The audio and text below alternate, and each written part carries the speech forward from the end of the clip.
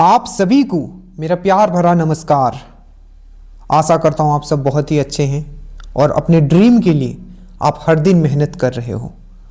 आज का ये वीडियो, चाहे आप दरोगा का एग्ज़ाम देने वाले हो, बिहार पुलिस का एग्ज़ाम देने वाले हो, बीपीएससी आपका टारगेट है या आपका बीएसएससी टारगेट है, इस वीडियो में हमारा टारगेट है कि दरोगा का एग्ज़ाम का एनालिसिस करते हुए बिहार पुलिस के क्वेश्चंस इंक्लूड करते हुए हर वो कंसेप्ट हम आपके सामने रखें ताकि एग्ज़ाम से पहले आपको पेन उठाने की भी जरूरत ना पड़े और आप एक ही वीडियो से पूरा का पूरा कंसेप्ट के साथ आप एमसीक्यू प्रैक्टिस कर लो।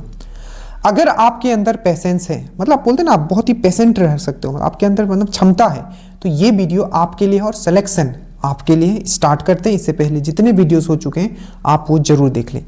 कंसेप्ट हम लेके चलेंगे क्योंकि मेरिट जो होगा उसी से आपका डिसाइड होगा। स्टार्ट करते हैं। और उससे पहले सब लोग एक बार लाइक कर देंगे क्योंकि ये जो वीडियो है ये 1, 2, 3 दिन का मेहनत नहीं है, ये पूरे साल से 1.5 साल का मेहनत है जो मैं आज आपके सामने रखने वाला हूं। बस शांतिपूर्वक चीज़ों को सुनिएगा। बाइलिंगुअल ये रहेगा, ठीक है। नीचे लिंक है आपका, स्टेटस के क्वेश्चन जो साइंस में डलते हैं वो भी आप फॉलो करना स्टार्ट करते हैं। पहला है आपका क्वेश्चन कि कौन सा ऐसा डिवाइस है, डिवाइस भी बोला जा सकता है या मशीन भी आपको बोला जा सकता है, ठीक है, कि कौन सा ऐसा डिवाइस है जो मैकेनिकल एनर्जी को इलेक्ट्रिकल एनर्जी में चेंज करता है। डेट मीन्स यांत्रिक ऊर्जा को आपको विद्युत ऊर्जा में चेंज करता है। ये सबको पता होगा, बहुत ही बेसिक सा क्वेश्चन है। इसका जो सही आंसर हो जाएगा ये हो जाएगा आपका आंसर, ये आप डी करोगे, ठीक है। ये क्या है, देखिए यहाँ ध्यान से सुनिएगा, बोला क्या है, मैकेनिकल एनर्जी को इलेक्ट्रिकल एनर्जी में करता है, ठीक है, और एक होगा इलेक्ट्रिकल एनर्जी को मैकेनिकल में करता है। यहाँ है यांत्रिक ऊर्जा को आपको विद्युत ऊर्जा में चेंज करता है। तो इसका जो सही आंसर हो जाएगा ये हो जाएगा आपका डायनमो। क्या हो जाएगा आपका डायनमो। याद रखिएगा आपका डायनमो का जगह आपको यहाँ जनरेटर भी लिखा हुआ आ सकता है। दोनों का ही जो ऑप्शन जो दोनों है ये बिल्कुल सही है। आपको पूछे, ठीक है, कि आपको यांत्रिक ऊर्जा को, ठीक है, विद्युत ऊर्जा में कैसे चेंज किया जा सकता है, किस डिवाइस से, किस मशीन से किया जा सकता है, तो वो है आपका डायनमो या जनरेटर। डायनमो आप बोल सकते हैं एक छोटा रूप है आपका जनरेटर का। अब जो भी मैं यहां डील करूं, अब ध्यान से समझिएगा।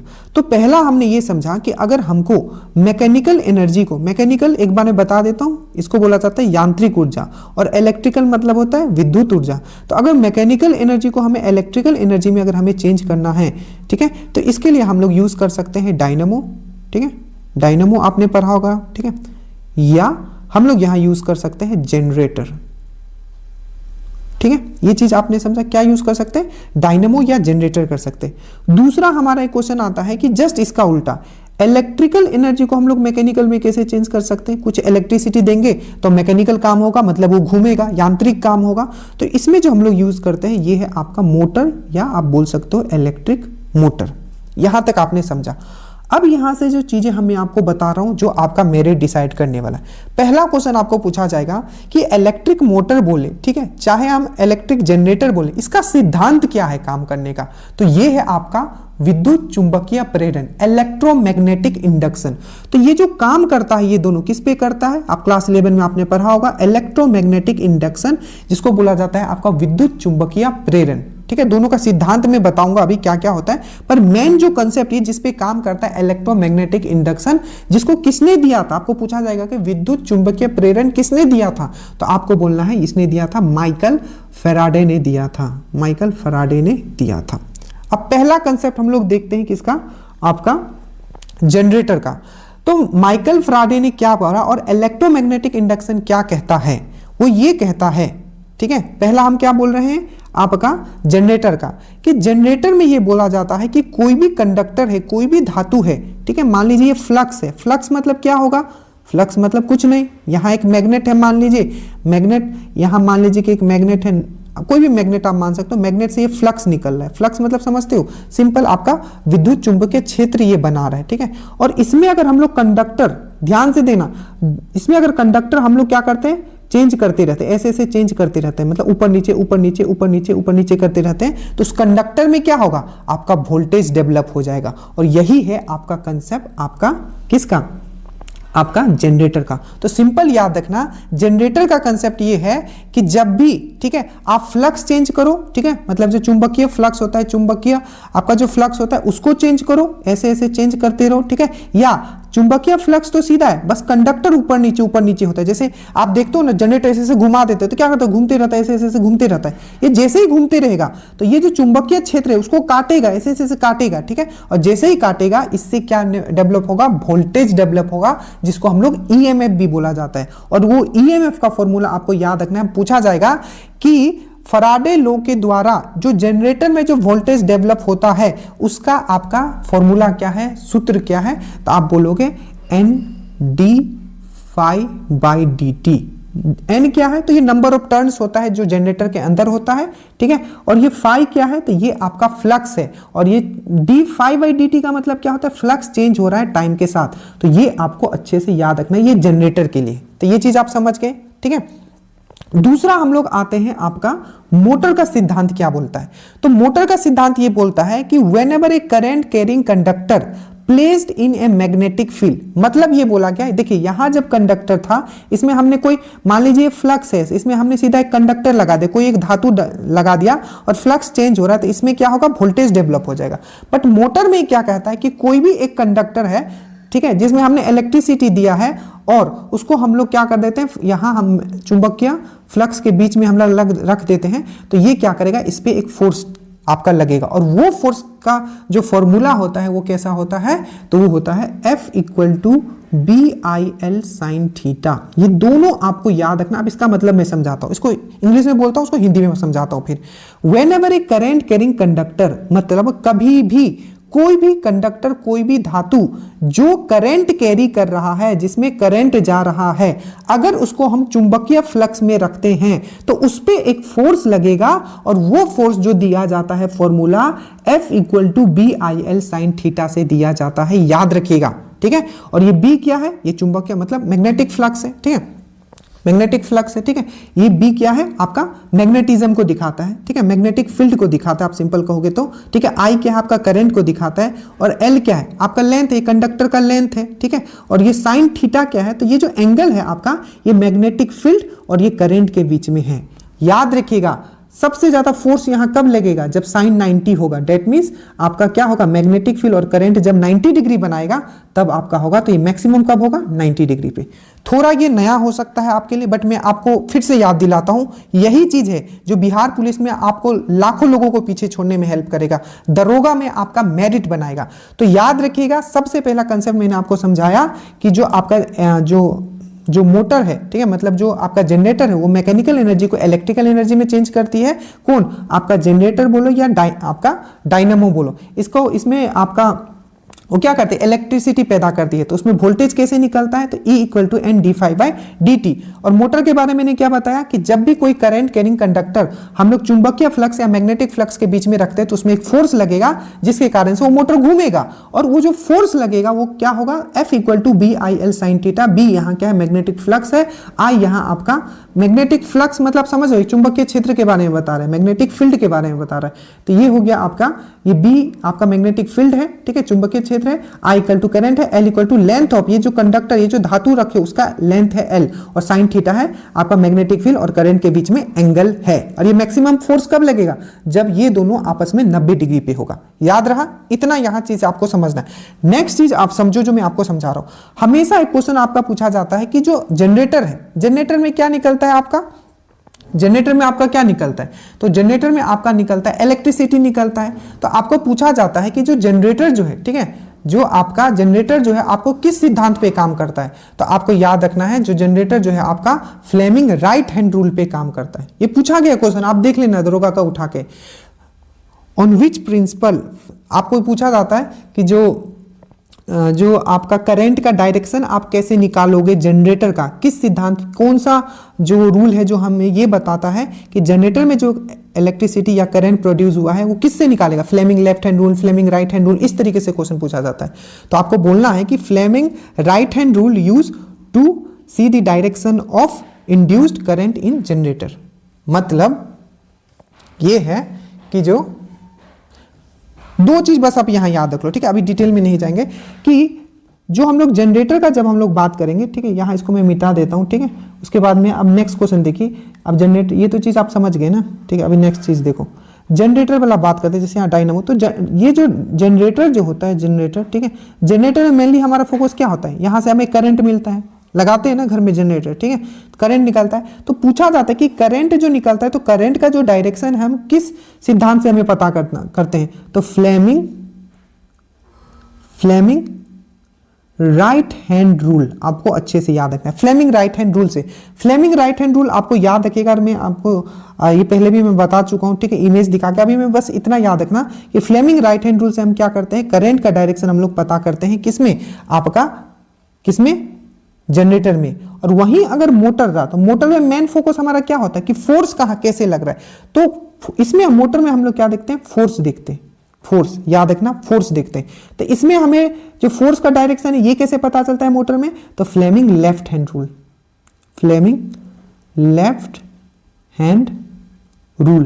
तो याद रखिएगा फ्लेमिंग का दायां हाथ रूल, फ्लेमिंग का बायां हाथ रूल, बामा हाथ रूल आप बोल सकते हो, ठीक है, तो वही है फ्लेमिंग का दायां हाथ रूल, फ्लेमिंग का बायां हाथ रूल। तो फ्लेमिंग का बामा हाथ रूल जो है ये मोटर पे काम करता है, फ्लेमिंग का जो दायां हाथ रूल है वो आपका जनरेटर पे काम करता है, ये चीज आपको याद रखना है। इसमें हम लोग फोर्स हमें बताता है और ये हमें क्या बताता है, करंट का डायरेक्शन। और ये कैसे बताता है, तो ये चीज मैंने Fleming left hand rule, Fleming right hand rule मैंने आपको पहले समझा रखा है बहुत ही डिटेल में कि 3 उंगली होता है। जैसे कि देखो एक बार जल्दी से हम लोग कर ही लेते हैं, ठीक है, मान लो हमारा 3 उंगली है, ये अंगूठा हो गया, ठीक है, एक बार जल्दी से देख लेते हैं, ये आपका अंगूठा हो गया, ठीक है, ये अंगूठा हो गया, ठीक है, ये अंगूठा हो गया, उसके बाद ये दूसरा वाला हो गया और ये तीसरा वाला हो गया। तो हमेशा याद रखिएगा, ठीक है, हमेशा याद रखिएगा, ये जो है ये आई दिखाता है, ये बी दिखाता है, ये एम दिखाता है, आई बी एम, ठीक है, आई बी एम। तो ये जो बीच वाला है आपका करंट को दिखाएगा, करंट को। अगर फ्लेमिंग राइट हैंड रूल लेंगे हम लोग, फ्लेमिंग राइट हैंड रूल, ठीक है, तो फ्लेमिंग राइट हैंड रूल किसके लिए था, तो जनरेटर के लिए था। तो फ्लेमिंग राइट हैंड रूल हमें किससे, तो जनरेटर का करंट के बारे में बताता है, बस इतना अभी याद रख लो, ठीक है, इसको हम लोग आगे मैंने समझा रखा, वीडियो जाके उसको देख लीजिएगा, ठीक है। तो यहां से आपने क्या क्या समझा एक बार जल्दी से रिवीजन कर लेते हैं, ठीक है, कि मोटर क्या करता है, आपका मोटर क्या करता है, इलेक्ट्रिकल एनर्जी को, मोटर क्या करता है, इलेक्ट्रिकल एनर्जी को मैकेनिकल एनर्जी में चेंज करता है, ठीक है। पहला इसका सिद्धांत क्या है कि कोई भी करंट कैरिंग कंडक्टर अगर हम चुंबकीय फ्लक्स या चुंबकीय क्षेत्र में रखते हैं तो उस पर एक फोर्स लगेगा, और वो फोर्स कैसे दिया जाएगा, तो आपको याद रखना है BIL sin theta, BIL sin theta, ठीक है। और जो मोटर का जो सिद्धांत है, मोटर का जो फोर्स निकालते हैं कौन से, फ्लेमिंग से, तो फ्लेमिंग का बामा rule, Fleming left hand rule से निकालते हैं, ये चीज याद रखो। उसके बाद हमने क्या पढ़ा, जनरेटर के बारे में पढ़ा, जनरेटर के बारे में, ठीक है। तो जनरेटर क्या करता है, आपको सिंपल मैकेनिकल एनर्जी को हम लोग क्या करते हैं, उसमें इलेक्ट्रिकल एनर्जी मतलब यांत्रिक ऊर्जा को क्या करता है, विद्युत ऊर्जा में चेंज कर देता है। और इसमें जो विद्युत मतलब जो EMF या वोल्टेज जो निकलता है, EMF या वोल्टेज जो निकलता है उसको दिया जाता है NdΦ/dt। ये क्या है, आपका फ्लक्स है, ठीक है, ये N क्या है, टर्न्स है, टर्न्स मतलब समझते हो, अरे जनरेटर के अंदर जो कॉइल होता है उसका टर्न्स है, ठीक है, और T तो टाइम है, तो NdΦ/dt, और ये आपका वोल्टेज है, ये इसको हम लोग EMF बोलते हैं, ठीक है। और किस इसमें जो करंट का डायरेक्शन कैसे निकालेंगे, तो फ्लेमिंग राइट हैंड रूल से निकालेंगे, फ्लेमिंग का दायां हाथ का रूल से निकालेंगे, ये चीज समझ में आया। और ये सब किस सिद्धांत पे काम करता है, तो आपको याद रखना है आपका कौन सा, मैंने अभी बताया था, विद्युत चुंबकीय प्रेरण, दैट मींस इलेक्ट्रोमैग्नेटिक इंडक्शन, जिसका डिस्कवर किसने किया था, Faraday law, Faraday law of electromagnetic induction इसको पूरा बोला जाता है, तो फराडे ने किया था, माइकल फराडे इसका पूरा नाम था, ठीक है। ये सब चीज समझ गए, तो ये चीज अगर समझ गए तो काफी चीज आप समझ गए हो, ठीक है। चलिए, तो ये चीज आप समझ गए। देखिए, तो मोटर आपका हो गया, इसका जो हो जाएगा आंसर मोटर हो जाएगा या इसका आपका जनरेटर हो जाएगा, ठीक है, याद रखिएगा। अब जो है ये आपका एक है आपका ट्रांसफार्मर, ट्रांसफार्मर से सबसे बड़ा याद रखिएगा, इसका जो मेन जो है ये हमेशा AC में काम करता है, दैट मीन्स ये आपका सिर्फ AC में काम करेगा, DC में काम नहीं करेगा, मतलब ये अल्टरनेटिंग करंट में सिर्फ काम करता है। क्या करता है, अल्टरनेटिंग करंट में काम करता है, ये चीज आपको अच्छे से याद रखना। मेन इसका काम क्या होता है, वोल्टेज का अप डाउन करना, वोल्टेज का स्टेप अप स्टेप डाउन, मतलब वोल्टेज बढ़ाना वोल्टेज कमाना, ये। और ये हमेशा क्या करता है, AC पे काम करता है। और याद रखिए ये काम कैसे करता है, हमेशा याद रखना, ये म्यूचुअल इंडक्टेंस पे काम करता है, ठीक है, म्यूचुअल स्वप्रेरण, म्यूचुअल इंडक्टेंस, ठीक है। तो क्या है ये म्यूचुअल इंडक्टेंस, आपको याद रखना है, ठीक है। किस पे काम करता है ये, तो म्यूचुअल इंडक्टेंस पे काम करता है,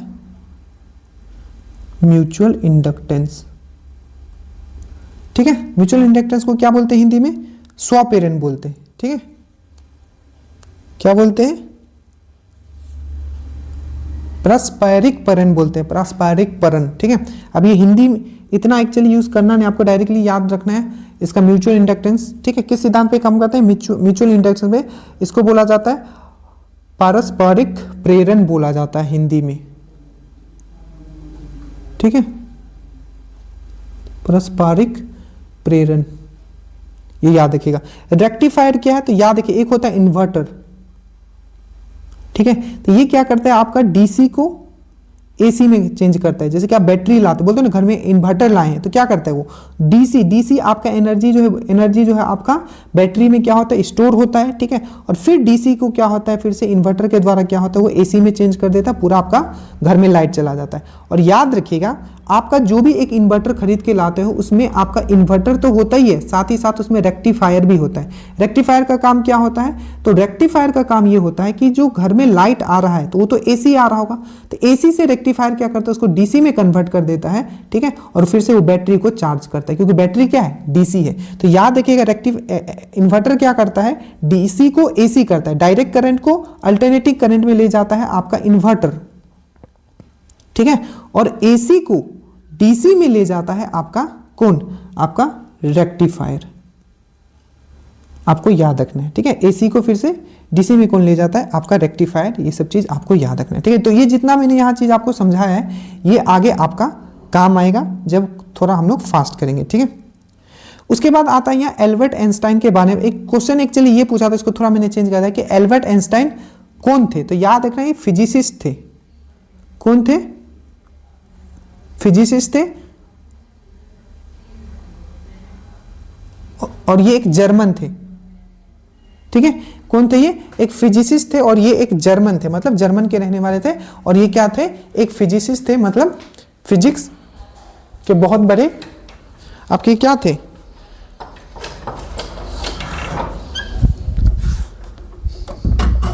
आपके वैज्ञानिक थे। ठीक है,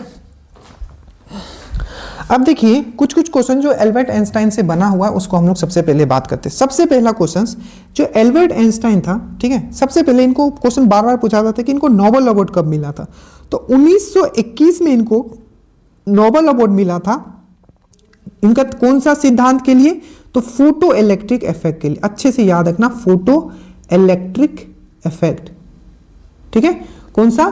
फोटो इलेक्ट्रिक इफेक्ट, जिसको प्रकाश विद्युत प्रभाव भी बोला जाता है। तो प्रकाश विद्युत प्रभाव या फोटो इलेक्ट्रिक इफेक्ट के लिए याद रखिएगा 1921 में इनको क्या मिला था? ये मिला था, इनको नोबेल अवार्ड मिला था फिजिक्स में। दूसरा, इनका एक सिद्धांत है जो आपको याद रखना है, थ्योरी ऑफ रिलेटिविटी, सापेक्षता का सिद्धांत। तो थ्योरी ऑफ रिलेटिविटी किसने दिया है?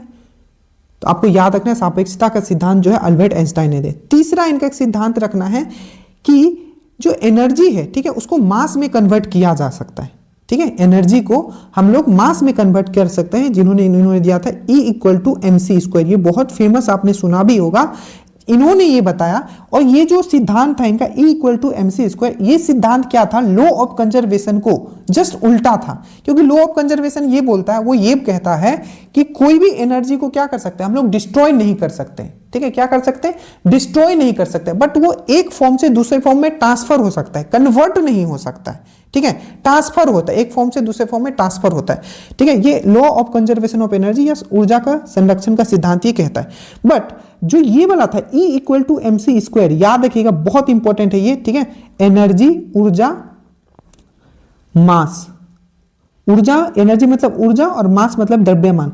तो ऊर्जा द्रव्यमान का, ठीक है, समानता, ऊर्जा द्रव्यमान समानता का जो सिद्धांत दिया गया था, एनर्जी मास इक्विवेलेंस का जो ये कि एनर्जी जो है मास में कन्वर्ट हो सकता है, ये जो सिद्धांत जो दिया गया था, और मास जो एनर्जी में कन्वर्ट हो सकता है, किसने दिया था? तो याद रखिएगा, एनर्जी मास इक्विवेलेंस जो दिया था, एनर्जी मतलब ऊर्जा, द्रव्यमान, ठीक है, इक्विवेलेंस मतलब एक है, ये सिद्धांत किसने दिया था? तो ये दिया था एल्बर्ट आइंस्टाइन। E जो है आपका एनर्जी है, M = द्रव्यमान, और C जो है स्पीड ऑफ लाइट है।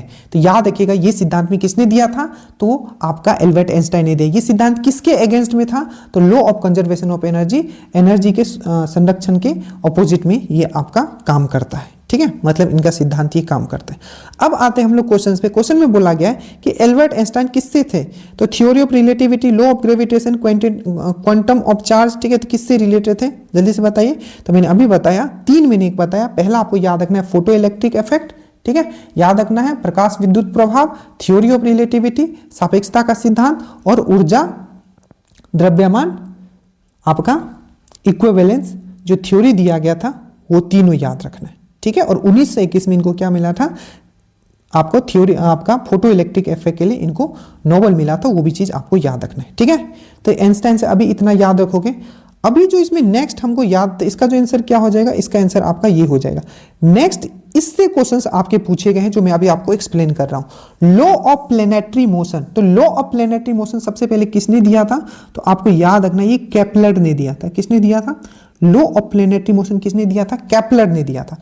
केपलर ने 3 सिद्धांत दिया। सबसे पहला सिद्धांत उसने क्या दिया, तो सबसे पहला सिद्धांत उसने ये दिया, ठीक है, ग्रहों का नियम का, कि सूर्य बीच में है, ठीक है, सूर्य बीच में है और जितने भी ग्रह हैं, जितने भी प्लेनेट हैं, वो क्या है, एक आपका अंडकार, अंडकार मतलब एलिप्टिकल ऑर्बिट में उसके चारों ओर घूम रहे हैं। तो पहला सिद्धांत उसका ये था कि सूर्य जो है बीच में है, ठीक है, ग्रहों का जो इसका सिद्धांत था, सूर्य जो है बीच में है और जितने भी ग्रह हैं, ठीक है, एक अंडकार पाथ में क्या हो रहा है, उसके चारों तरफ उसके क्या है, गोला में चक्कर लगा रहे हैं, मतलब एलिप्टिकल जिसको बोला जाता है। एग्जैक्टली अगर वर्ड अगर आपको इंग्लिश में याद रखना तो एलिप्टिकल या अंडाकार क्या है, अंडाकार वृत्त में, ठीक है, वो उसके चारों ओर चक्कर लगा रहे हैं। दूसरा उसने ये कहा कि जो भी प्लेनेट है, ठीक है, वो सूर्य का जो चक्कर लगा रहे हैं वो इक्वल समय में इक्वल एरिया कवर करेंगे, मतलब समान समय में समान क्षेत्र कवर करेंगे। जैसे कि देखिए, अगर यहां ये इतना में टोटल टाइम T1 में मान लीजिए कि एरिया A1 कवर करता है और टाइम T1 इसको लगा है,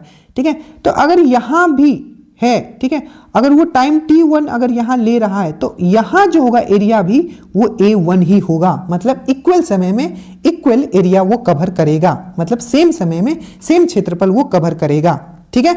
मान लीजिए एक यहां से यहां तक T1 में एरिया A1 कवर किया, अरे कोई भी एक ग्रह हो सकता है, तो यहां से लेके यहां 1 में अगर उसको T1 ही टाइम लगा है तो यहां भी वो एरिया A1, मतलब जितना एरिया यहां कवर किया इतना, मतलब इक्वल टाइम में इक्वल एरिया, यहां एलिप्टिकल ऑर्बिट में सब घूम रहे। तीसरा इसने ये बताया, ठीक है, कि अगर मैं ये वृत्तकार में अगर ये घूम रहा है, ठीक है, वृत्तकार में घूम रहा है, ठीक है, और मान लीजिए कि सन कहीं यहां है, तो इसको अगर हम लोग आधा आधा कर देते हैं, ठीक है, और आधा को हम लोग मान लीजिए ए लेते हैं, इसको इधर ए लेते हैं, ठीक है, मतलब बीच में से काट दिए, इधर का ए इधर का ए, और पूरा जो ये टाइम लेता है, ठीक है, वो टाइम जो लेता है वो पी लेता है। तो इसने ये कहा कि तीसरा, मैं ये कहता हूं आप लोगों को, केपलर ने तीसरा लो ये दिया कि अगर कोई भी एक ग्रह है, कोई भी एक प्लेनेट है, उसको पूरा चक्कर लगाने के लिए अगर पी लगता है, पी टाइम लगता है, और पी टाइम का अगर हम लोग वर्ग निकाल दे, स्क्वायर निकाल दे, तो ये डायरेक्टली प्रोपोर्शनल होगा इसका जो एक्सिस है, मतलब ये पूरा का पूरा मान लीजिए इसका डायमीटर है, व्यास है,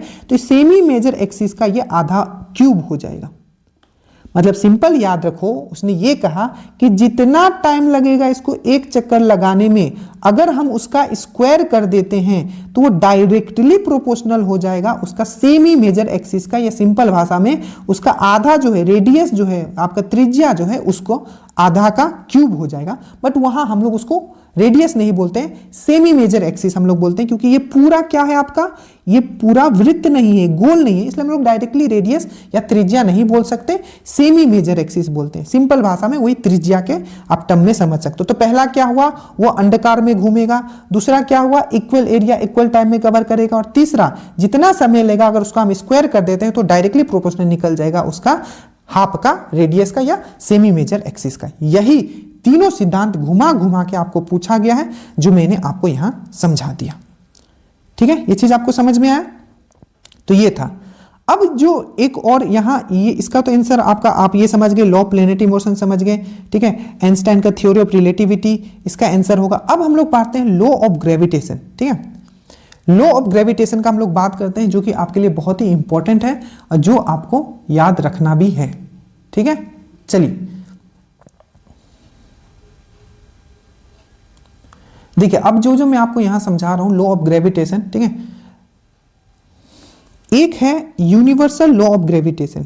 दो चीज आप समझो, universal law of gravitation, universal law of gravitation, ठीक है, गुरुत्वाकर्षण का नियम, तो एक तो न्यूटन ने 3 लॉ दिया था, न्यूटन लॉ ऑफ ग्रेविटेशन, ठीक है, वो हम आगे भी देखेंगे न्यूटन का कौन सा लॉ था। न्यूटन ने 3 नियम दिया था, बट सबसे पहले हम लोग देखते हैं यूनिवर्सल, ठीक है, universal law of gravitation, gravitation का सार्वभौमिक नियम हम लोग देखते हैं।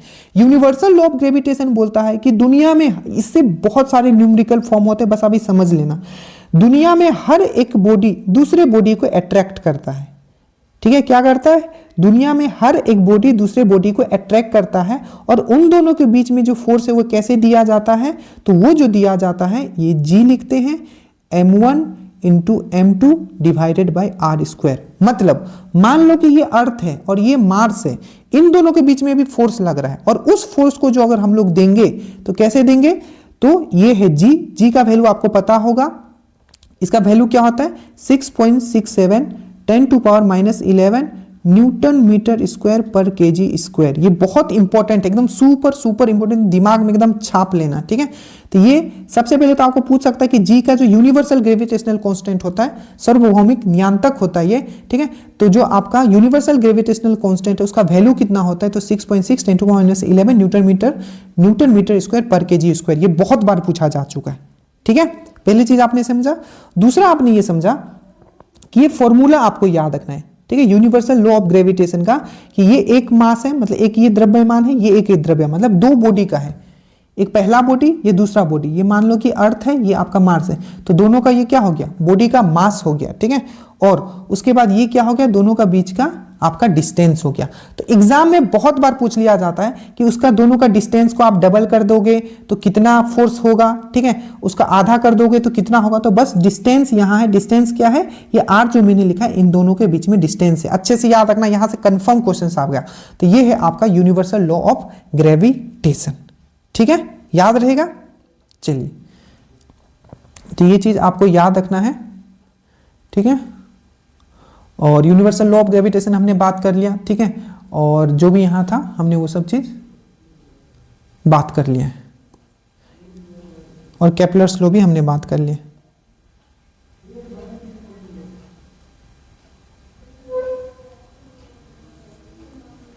अब हम लोग बात करते हैं कि मेजरिंग इंस्ट्रूमेंट। देखो मेजरिंग इंस्ट्रूमेंट से बहुत सारे क्वेश्चंस आपके आए हुए, मेजरिंग इंस्ट्रूमेंट से।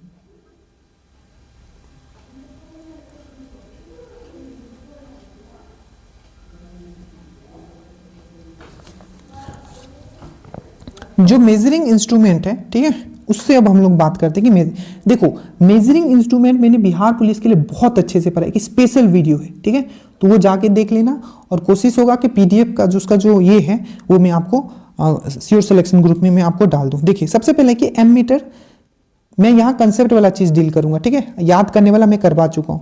देखो तो एम मीटर का जो यूज किया जाता है, मेजर विच क्वांटिटी,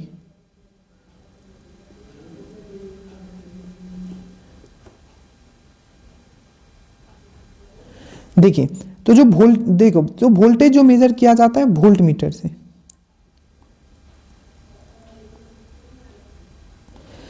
रेजिस्टेंस जो मेजर किया जाता है ओम मीटर से, और रेजिस्टेंस का यूनिट क्या होता है, यूनिट, तो ये होता है ओम। इलेक्ट्रिक करंट को किससे मेजर किया जाता है, एम मीटर से, ठीक है, और ये तो पावर है, तो पावर का यूनिट आप याद रखोगे वाट होता है, ठीक है। अब यहां ध्यान से समझो, मैं जो जो चीज मैं आपको यहां समझा रहा हूं, उससे पहले कुछ चीज मैं यहां आपको लिखा देता हूं। यहां ammeter is used to measure, क्या मेजर करने के लिए यूज किया जाता है, इलेक्ट्रिक करंट, क्या इलेक्ट्रिक करंट को मेजर करने के लिए यूज किया जाता है आपका क्या, आपका एम मीटर। अब देखो कुछ कुछ चीज में एक्स्ट्रा का, जैसे कि आपको एक पूछा जा सकता है कि एनीमोमीटर, ऐसे मैं करवा चुका हूं बट फास्ट कुछ कुछ इंपॉर्टेंट देख लेते। एनीमोमीटर, एनीमोमीटर जो होता है विंड का डायरेक्शन, मतलब हवा का डायरेक्शन और उसका स्पीड, उसका चाल ज्ञात करने के लिए एनीमोमीटर, मतलब हवा का दिशा और उसका वेग, स्पीड नापने के लिए, चाल नापने के लिए, ठीक है, वेग तो वेलोसिटी हो जाएगा, ठीक है, उसका चाल नापने के लिए क्या होता है, हम लोग ये यूज करते हैं, ठीक है।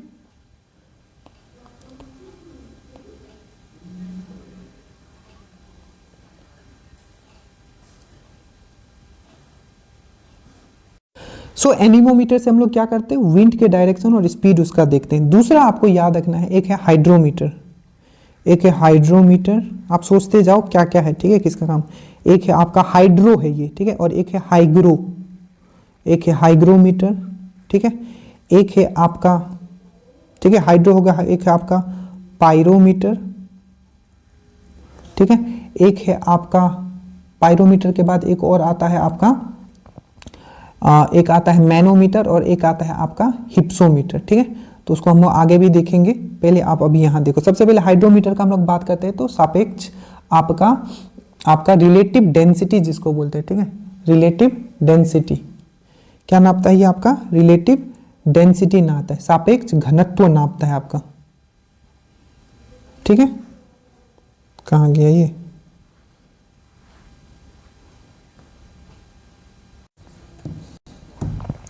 तो ये क्या करता है आपका, रिलेटिव डेंसिटी नापता है,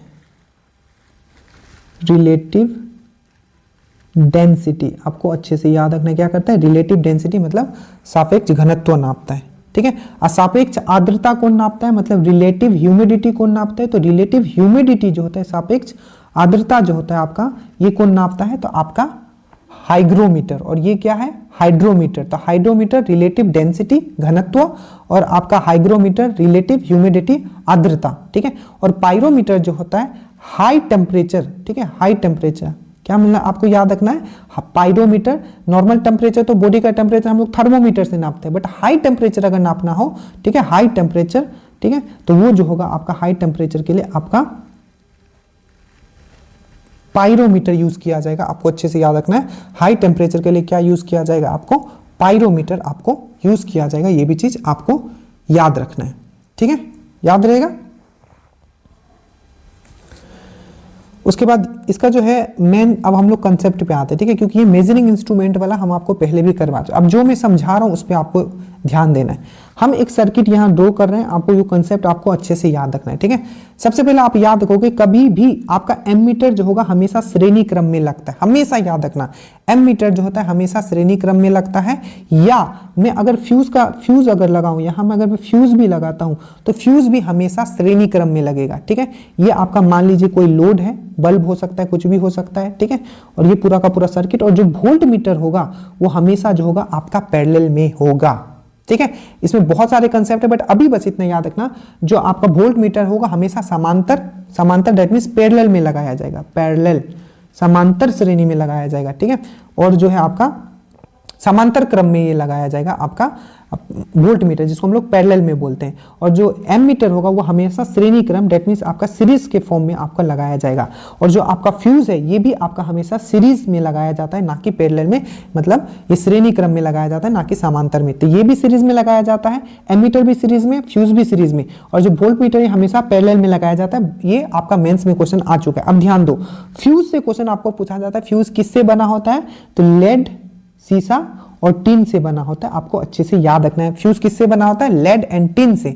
और याद रखना, एक बार क्वेश्चन पूछा था कि फ्यूज का प्रॉपर्टी कैसा होना चाहिए, तो इसका जो प्रतिरोध होना चाहिए बहुत ज्यादा होना चाहिए, हाई रेजिस्टेंस होना चाहिए, हाई प्रतिरोध होना चाहिए, बट इसका जो गलनांक है वो बहुत कम होना चाहिए, मतलब लो मेल्टिंग पॉइंट होना चाहिए, ठीक है। तो अगर मैं पूछूं कि फ्यूज का जो होता है प्रॉपर्टी कैसा होना चाहिए, तो प्रतिरोध उसका बहुत ज्यादा होना चाहिए, हाई रेजिस्टेंस होना चाहिए, और उसका जो क्या होना चाहिए, जो उसका जो गलनांक बिंदु है, मेल्टिंग पॉइंट जो है वो बहुत होता है, high resistance and low melting, ठीक है, याद रखिएगा।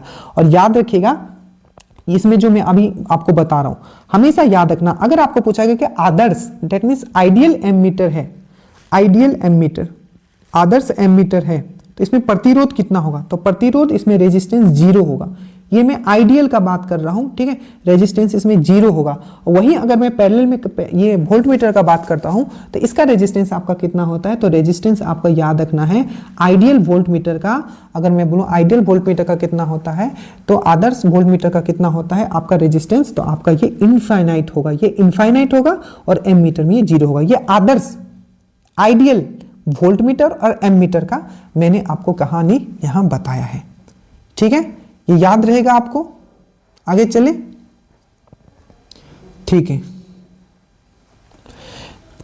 तो ये कंसेप्ट जो मैंने यहां समझा प्लीज आप याद रखिएगा, एम मीटर वोल्ट मीटर को कैसे कनेक्ट करते हैं, ठीक है। वोल्ट एम मीटर सीरीज में होता है, फ्यूज भी सीरीज में होता है, पैरेलल में आप वोल्ट मीटर लगाते हो, उसका आइडियल कंडीशन क्या होता है, ये सब चीज आपको याद रखना है। ठीक है। उसके बाद है आपका what happens to the speed of light, किसी माध्यम का ताप बढ़ाने पर प्रकाश के वेग में क्या होता है। तो याद रखिएगा एग्जाम पॉइंट ऑफ व्यू से, थोड़ा डीपली जाएंगे तो इसमें हम लोग भटक सकते हैं, but exam point of view से याद रखिएगा, ठीक है, कि जब भी हम लोग टेम्परेचर अगर बढ़ाएंगे, ठीक है, ताप अगर हम लोग बढ़ाएंगे तो स्पीड ऑफ लाइट जो होता है, लाइट का जो स्पीड होता है ये चेंज नहीं होता है, बट स्पीड ऑफ अगर हम लोग साउंड का बात करें तो वो क्या होता है, वो इंक्रीज होता है। तो हमेशा ये कंसेप्ट ये फैक्ट आप डायरेक्टली याद रखोगे कि जैसे भी किसी भी माध्यम का, मीडियम का अगर हम लोग टेम्परेचर बढ़ा देंगे तो स्पीड ऑफ लाइट पे कोई फर्क नहीं पड़ेगा, रिमेन अनचेंज्ड, ठीक है, अपरिवर्तित रहेगा। बट वही अगर साउंड आ जाएगा तो साउंड का स्पीड जो होगा टेम्परेचर बढ़ाने से आपका बढ़ जाएगा, याद रखिएगा। अब जो मैं यहाँ कुछ कुछ कंसेप्ट आपको बताने जा रहा हूं इसको आप बहुत ही ध्यान से समझिएगा, क्योंकि यहाँ हमेशा क्वेश्चन पूछा जाता है। हमेशा याद रखिएगा स्पीड जो होता है आपका लाइट का वो इनवर्सली, मतलब ये क्या होगा, मतलब ये हमेशा याद रखना स्पीड ऑफ लाइट जो होगा इनवर्स होगा। इनवर्स मतलब क्या होता है, इनवर्स मतलब क्या होता है, तो याद रखिएगा इनवर्स मतलब आपका रिफ्रैक्टिव अपवर्तांक बोलते हैं, जिसको हम लोग बोलते हैं रिफ्रैक्टिव इंडेक्स, या आप डेंसर मीडियम, सघन मीडियम। एक चीज याद, सघन मीडियम क्या, जैसे कि एयर क्या है, रेयर मीडियम है, ठीक है, और ग्लास क्या है, डेंसर मीडियम है। डेंसर मीडियम मतलब उसका डेंसिटी ज्यादा है। तो हमेशा याद रखना स्पीड ऑफ लाइट जो होता है वो, ठीक है, आपका जितना ज्यादा डेंसर कोई मीडियम होगा, जितना ज्यादा कोई सघन माध्यम होगा वो उसमें उतना ही स्लो होगा। और हमेशा याद रखना कि जितना ज्यादा कोई अगर कोई भी मीडियम है, कोई भी अगर माध्यम है, ठीक है, जितना ज्यादा डेंसर होगा उसका रिफ्रैक्टिव इंडेक्स उतना ही ज्यादा होगा। जैसे कि एयर का हम लोग मानते हैं कि ऑलमोस्ट, ठीक है, 1 मान के चलते हैं, ठीक है। वही अगर हम लोग पानी का देखोगे, ठीक है, तो 1.33 मान के चलते हैं। वही अगर हम लोग ग्लास का देखेंगे तो कितना होता है, अराउंड 1.5 मान के चलते हैं कैलकुलेशन के लिए, ठीक है। तो अगर मैं पूछूं कि सबसे ज्यादा इसमें स्पीड ऑफ लाइट सबसे ज्यादा किस में होगा, तो आप बोलोगे एयर में सबसे ज्यादा होगा, उसके बाद आपका वाटर में होगा, और उसके बाद आपका ग्लास में होगा। याद रखिएगा ये बहुत इंपॉर्टेंट कंसेप्ट है कि स्पीड ऑफ लाइट जो होता है वो किसी भी माध्यम के मीडियम का रिफ्रैक्टिव इंडेक्स पे डिपेंड करता है। और रिफ्रैक्टिव इंडेक्स का मान, स्पीड का अगर मैं बात करूं तो सबसे ज्यादा इसमें होगा, उसके बाद इसमें होगा, इसके बाद इसमें होगा। बट अगर रिफ्रैक्टिव इंडेक्स का बात करूं या डेंसर मीडियम कौन सा है, सघन मीडियम सबसे ज्यादा कौन है, तो पहले ग्लास होगा, उसके बाद ये वाटर होगा, और उसके बाद आपका एयर होगा। ये कंसेप्ट एकदम दिमाग में अपना छाप लीजिएगा। बीपीएससी में भी इसमें बहुत बार क्वेश्चन पूछा गया है जो आपके लिए बहुत इंपॉर्टेंट है। तो ये इनवर्स रिलेशन आप याद रखिएगा, किसी भी जितना ज्यादा सघन माध्यम होगा, जितना ज्यादा डेंसर मीडियम होगा, उसका उतना ही ज्यादा रिफ्रैक्टिव इंडेक्स होगा, और उस माध्यम में स्पीड ऑफ लाइट उतना ही कम होगा। याद रखिएगा। एक चीज और आपको याद रखना है कि स्पीड जो है आपका, लाइट जो है, ये एक क्या है आपका विद्युत चुंबकीय तरंग है, दैट इज इलेक्ट्रोमैग्नेटिक वेव है, ठीक है। और ये एक क्या है आपका ट्रांसवर्स वेव है। ट्रांसवर्स मतलब क्या होता है, ये अनुप्रास्थ है, ये अनुदैर्घ्य नहीं है, ठीक है। तो ये ट्रांसवर्स वेव है, ये भी याद रखिएगा, ठीक है। ये विद्युत चुंबकीय तरंग है। अगर ये विद्युत चुंबकीय तरंग है दैट मींस इसको ट्रेवल करने के लिए, ठीक है, इसको चलने के लिए किसी माध्यम की जरूरत नहीं पड़ती है।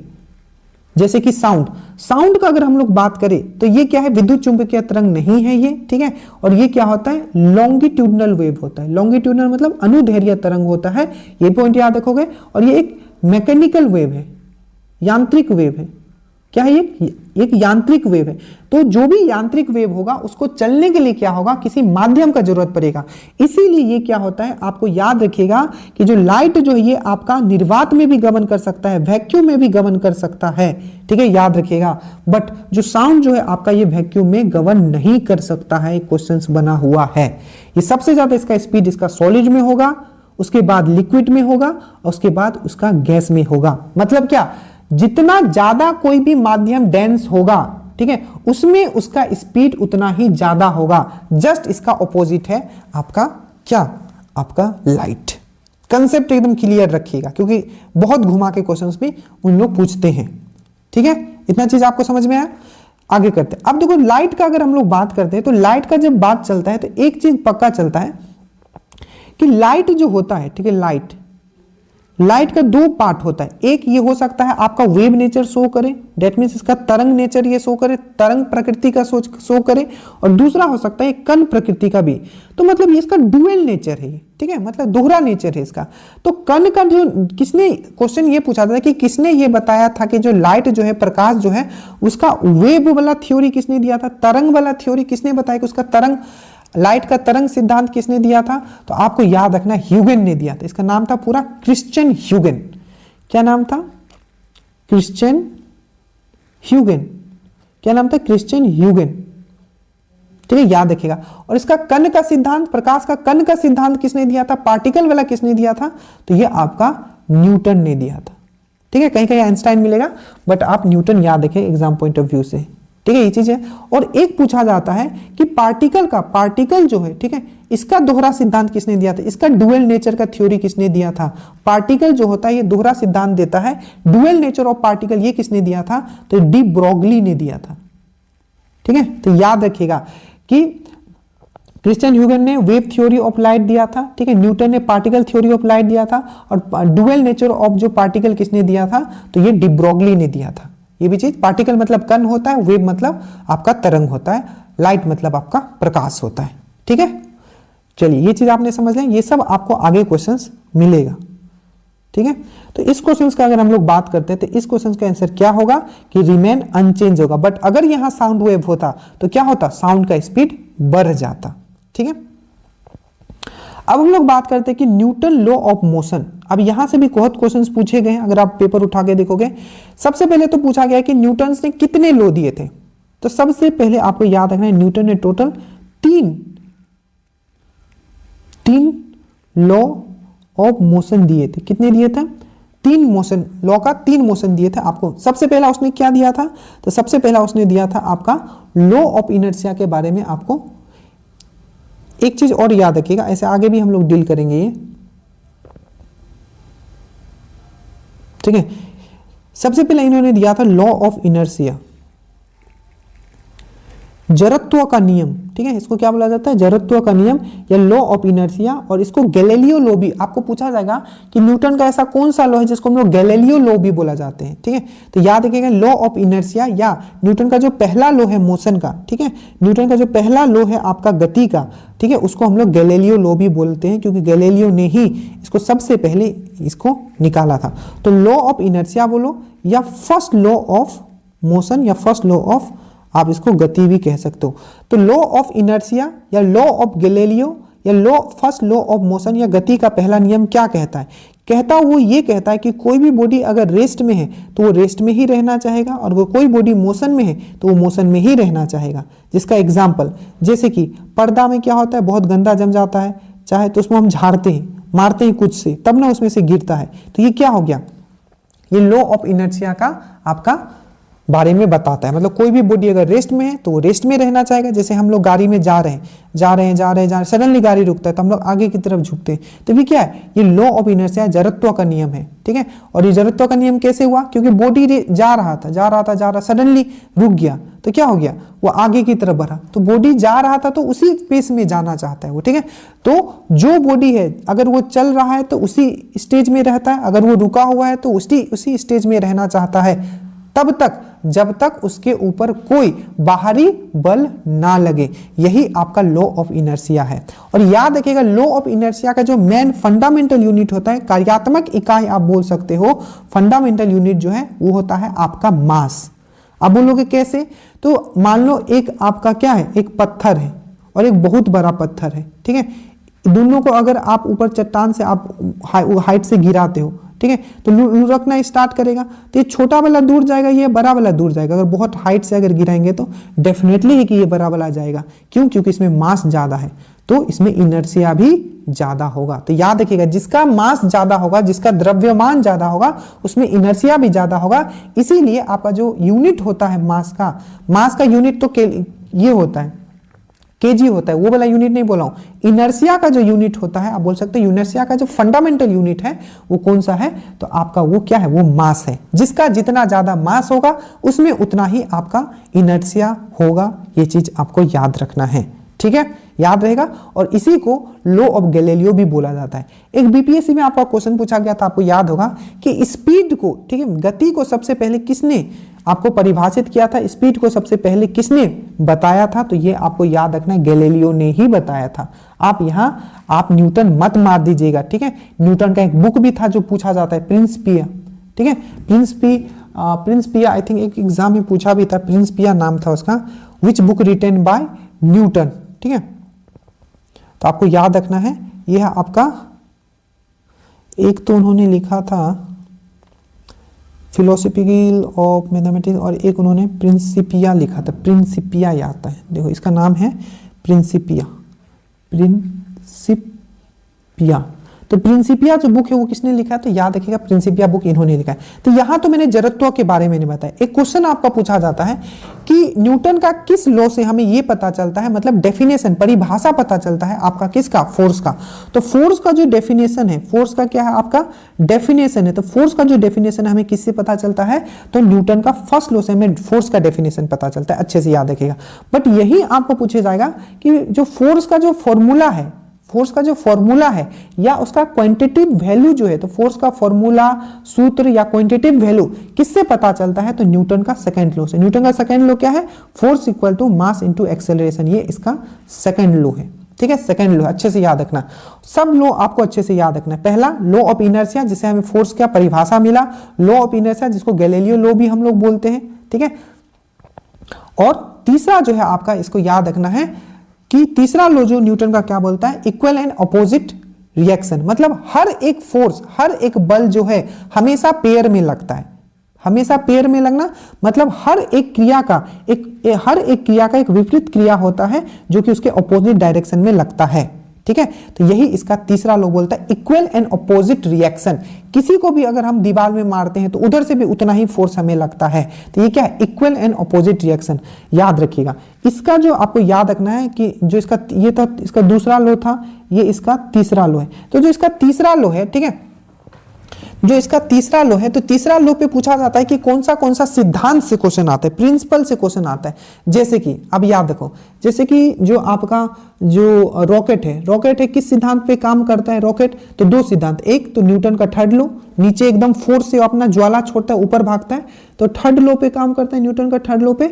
और लीनियर कंजर्वेशन ऑफ मोमेंटम, ये इसका मतलब क्या है, तो रेखीय, ठीक है, रेखीय आपका संवेग के संरक्षण पे काम करता है। तो याद रखें, रेखीय संवेग के संरक्षण, संवेग मतलब होता है मोमेंटम, तो linear conservation of momentum plus third law, इन दोनों को मिला के आपका रॉकेट काम करता है। दूसरा आपने देखा होगा, जब भी हम लोग नाव से उतरते हैं, नाव से पानी में नाव से उतरते हैं तो पैर पीछे फेंकते हैं, ठीक है, पैर पीछे मार के आगे बढ़ते हैं। तो ये भी किस पे, तो आपका वो भी न्यूटन के थर्ड लॉ पे बेस्ड है। जैसे कि हम लोग, जैसे कि आप देखे होंगे, जो गोली मारता है या जब निशाना लगाते हैं तो पीछे की तरफ धक्का लगता है, जिसको बोला जाता है रिकॉइल, ठीक है।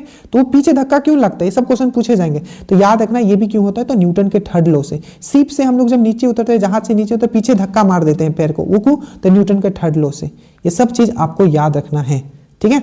तो समझ में आया, ये तीनों लॉ था जो न्यूटन से रिलेटेड था। इसका क्या क्या क्वेश्चन पूछा मैंने वो भी आपको यहाँ एक्सप्लेन कर दिया है, ठीक है। आगे आएगा तो आपको फिर ये इजी होगा ये सब चीज करने के लिए। नेक्स्ट क्वेश्चन है कि 1 हॉर्स पावर में, ठीक है, 1 हॉर्स पावर में कितना वाट होता है, ठीक है।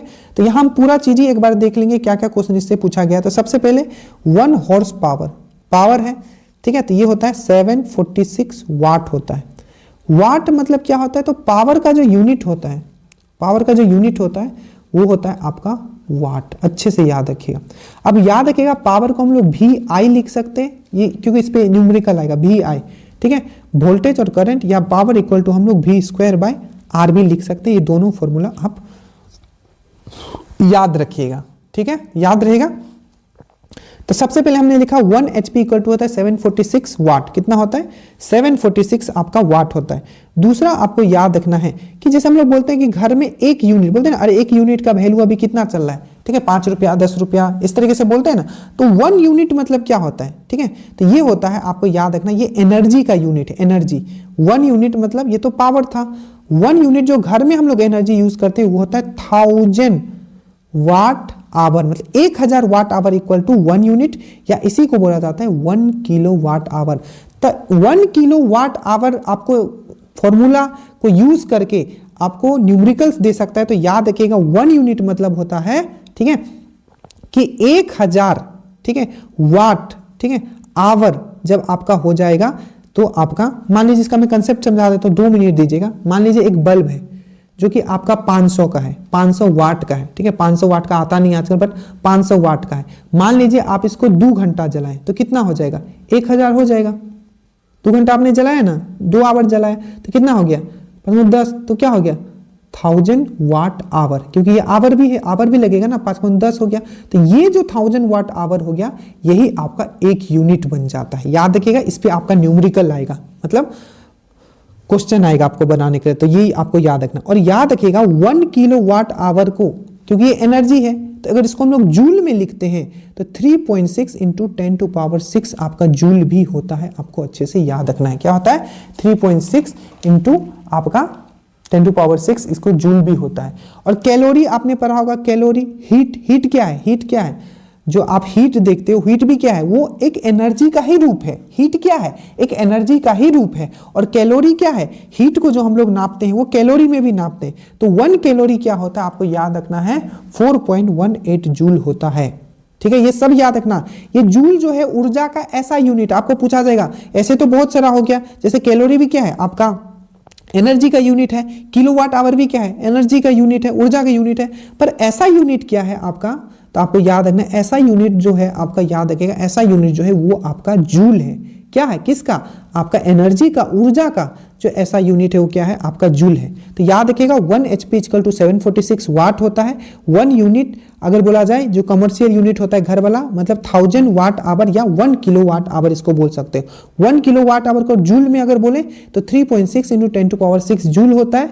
1 कैलोरी अगर हम लोग बोले तो 4.18 जूल होता है। 1 कैलोरी = 4.18 जूल होता है। ये चीज आपको याद रखना है। और ऐसा यूनिट ऑफ एनर्जी, ऊर्जा का बोलेंगे तो ये आपका जूल हो जाएगा। हमेशा याद रखना, वर्क इक्वल टू होता है फोर्स इंटू डिस्प्लेसमेंट, मतलब कार्य इक्वल टू होता है फोर्स इंटू डिस्प्लेसमेंट। फोर्स का क्या होता है, न्यूटन, डिस्टेंस मतलब दूरी का क्या होता है, मीटर, ठीक है। तो ये जो है, ये यूनिट न्यूटन मीटर, ये भी आपका एनर्जी का ही यूनिट है। तो जो वर्क है, ठीक है, और आपका एनर्जी, डेट मीन्स ऊर्जा, इन दोनों का यूनिट सेम हो सकता है। वो जूल भी हो सकता है, ठीक है, या वो न्यूटन मीटर भी हो सकता है। एकदम छाप लेना दिमाग में, वर्क और एनर्जी, कार्य और ऊर्जा का यूनिट सेम हो सकता है, चाहे हम जूल लिखें चाहे हम न्यूटन मीटर लिखें, बट जूल जो क्या है, इसका ऐसा यूनिट है। ये चीज आपको अच्छे से याद रख लेना है, ठीक है, समझ में आया। अब कुछ पॉइंट जो मैं और लिखा रहा हूं, जो एग्जाम में आपको पूछा गया, वो दिमाग में रखोगे। जैसे कि 1 जूल, इसको अर्ग में लिखे। अर्ग आपने पढ़ा होगा, सीजीएस सिस्टम, एफपीएस सिस्टम, आपको आगे मैं बताऊंगा। तो सीजीएस सिस्टम में जो होता है, आप देखोगे आगे हमने लिखा भी है सीजीएस, सेंटीमीटर, ग्राम, सेकेंड, ठीक है।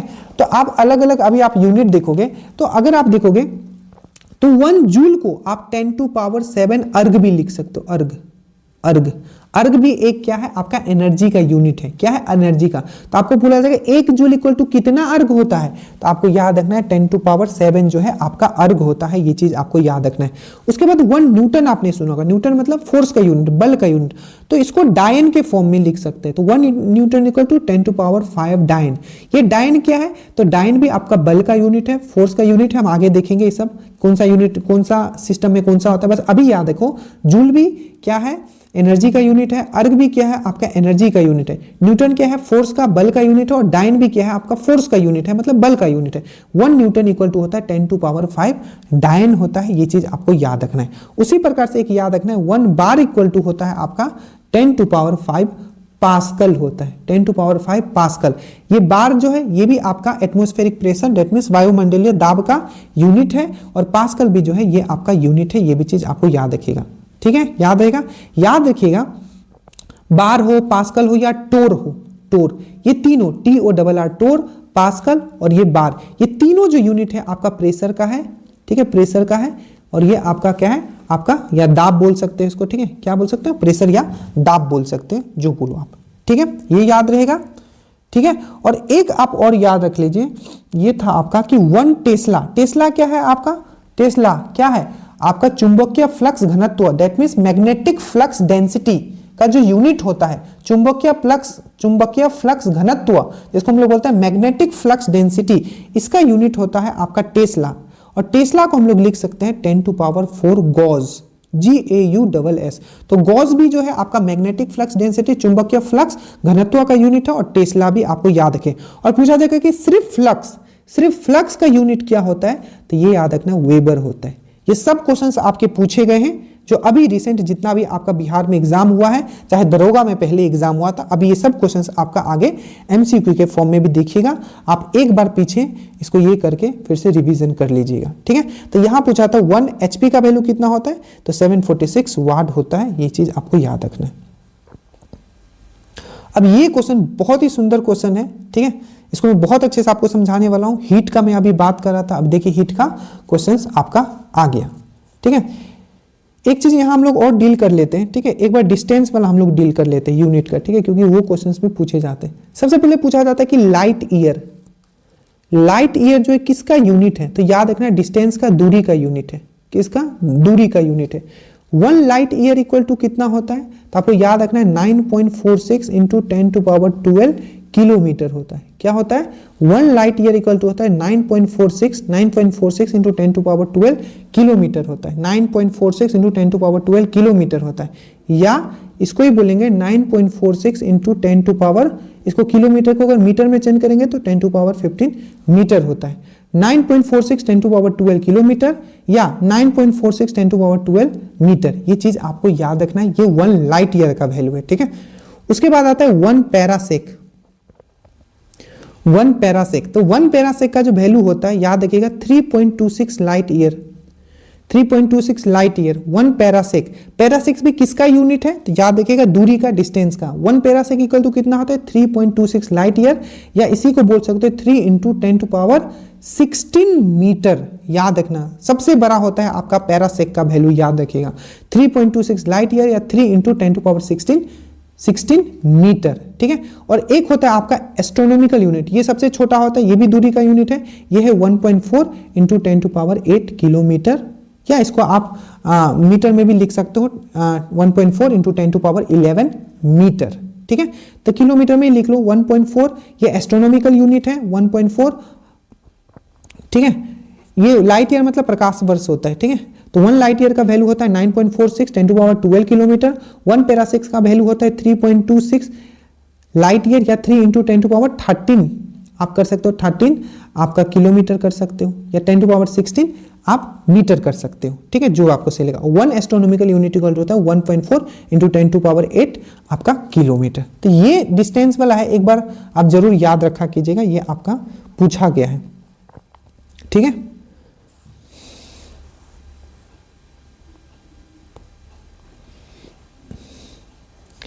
चलिए अब आगे देखते हैं हम लोग। अब नेक्स्ट जो क्वेश्चन है आपका ये है कि how many division exist between the fix point in A Fahrenheit scale, ठीक है। फ़ारेनहाइट पैमाने के ऊपरी और निचले बिंदु में कितना आपका अंतर होता है, तो ये है आपका 180। एक्चुअली अगर आपने फिजिक्स का सब वीडियो अगर आपने देखा है, ठीक है, तो आप ये सब चीज समझ पा रहे होगा। PYQ अगर आपने वीडियो देखा है तो आपको बहुत मजा आ रहा होगा अगर फिजिक्स का, और PYQ एक्सप्लेनेशन जो मैंने पहले करवाया था, चाहे स्पीड एनालिसिस हो चाहे पहले,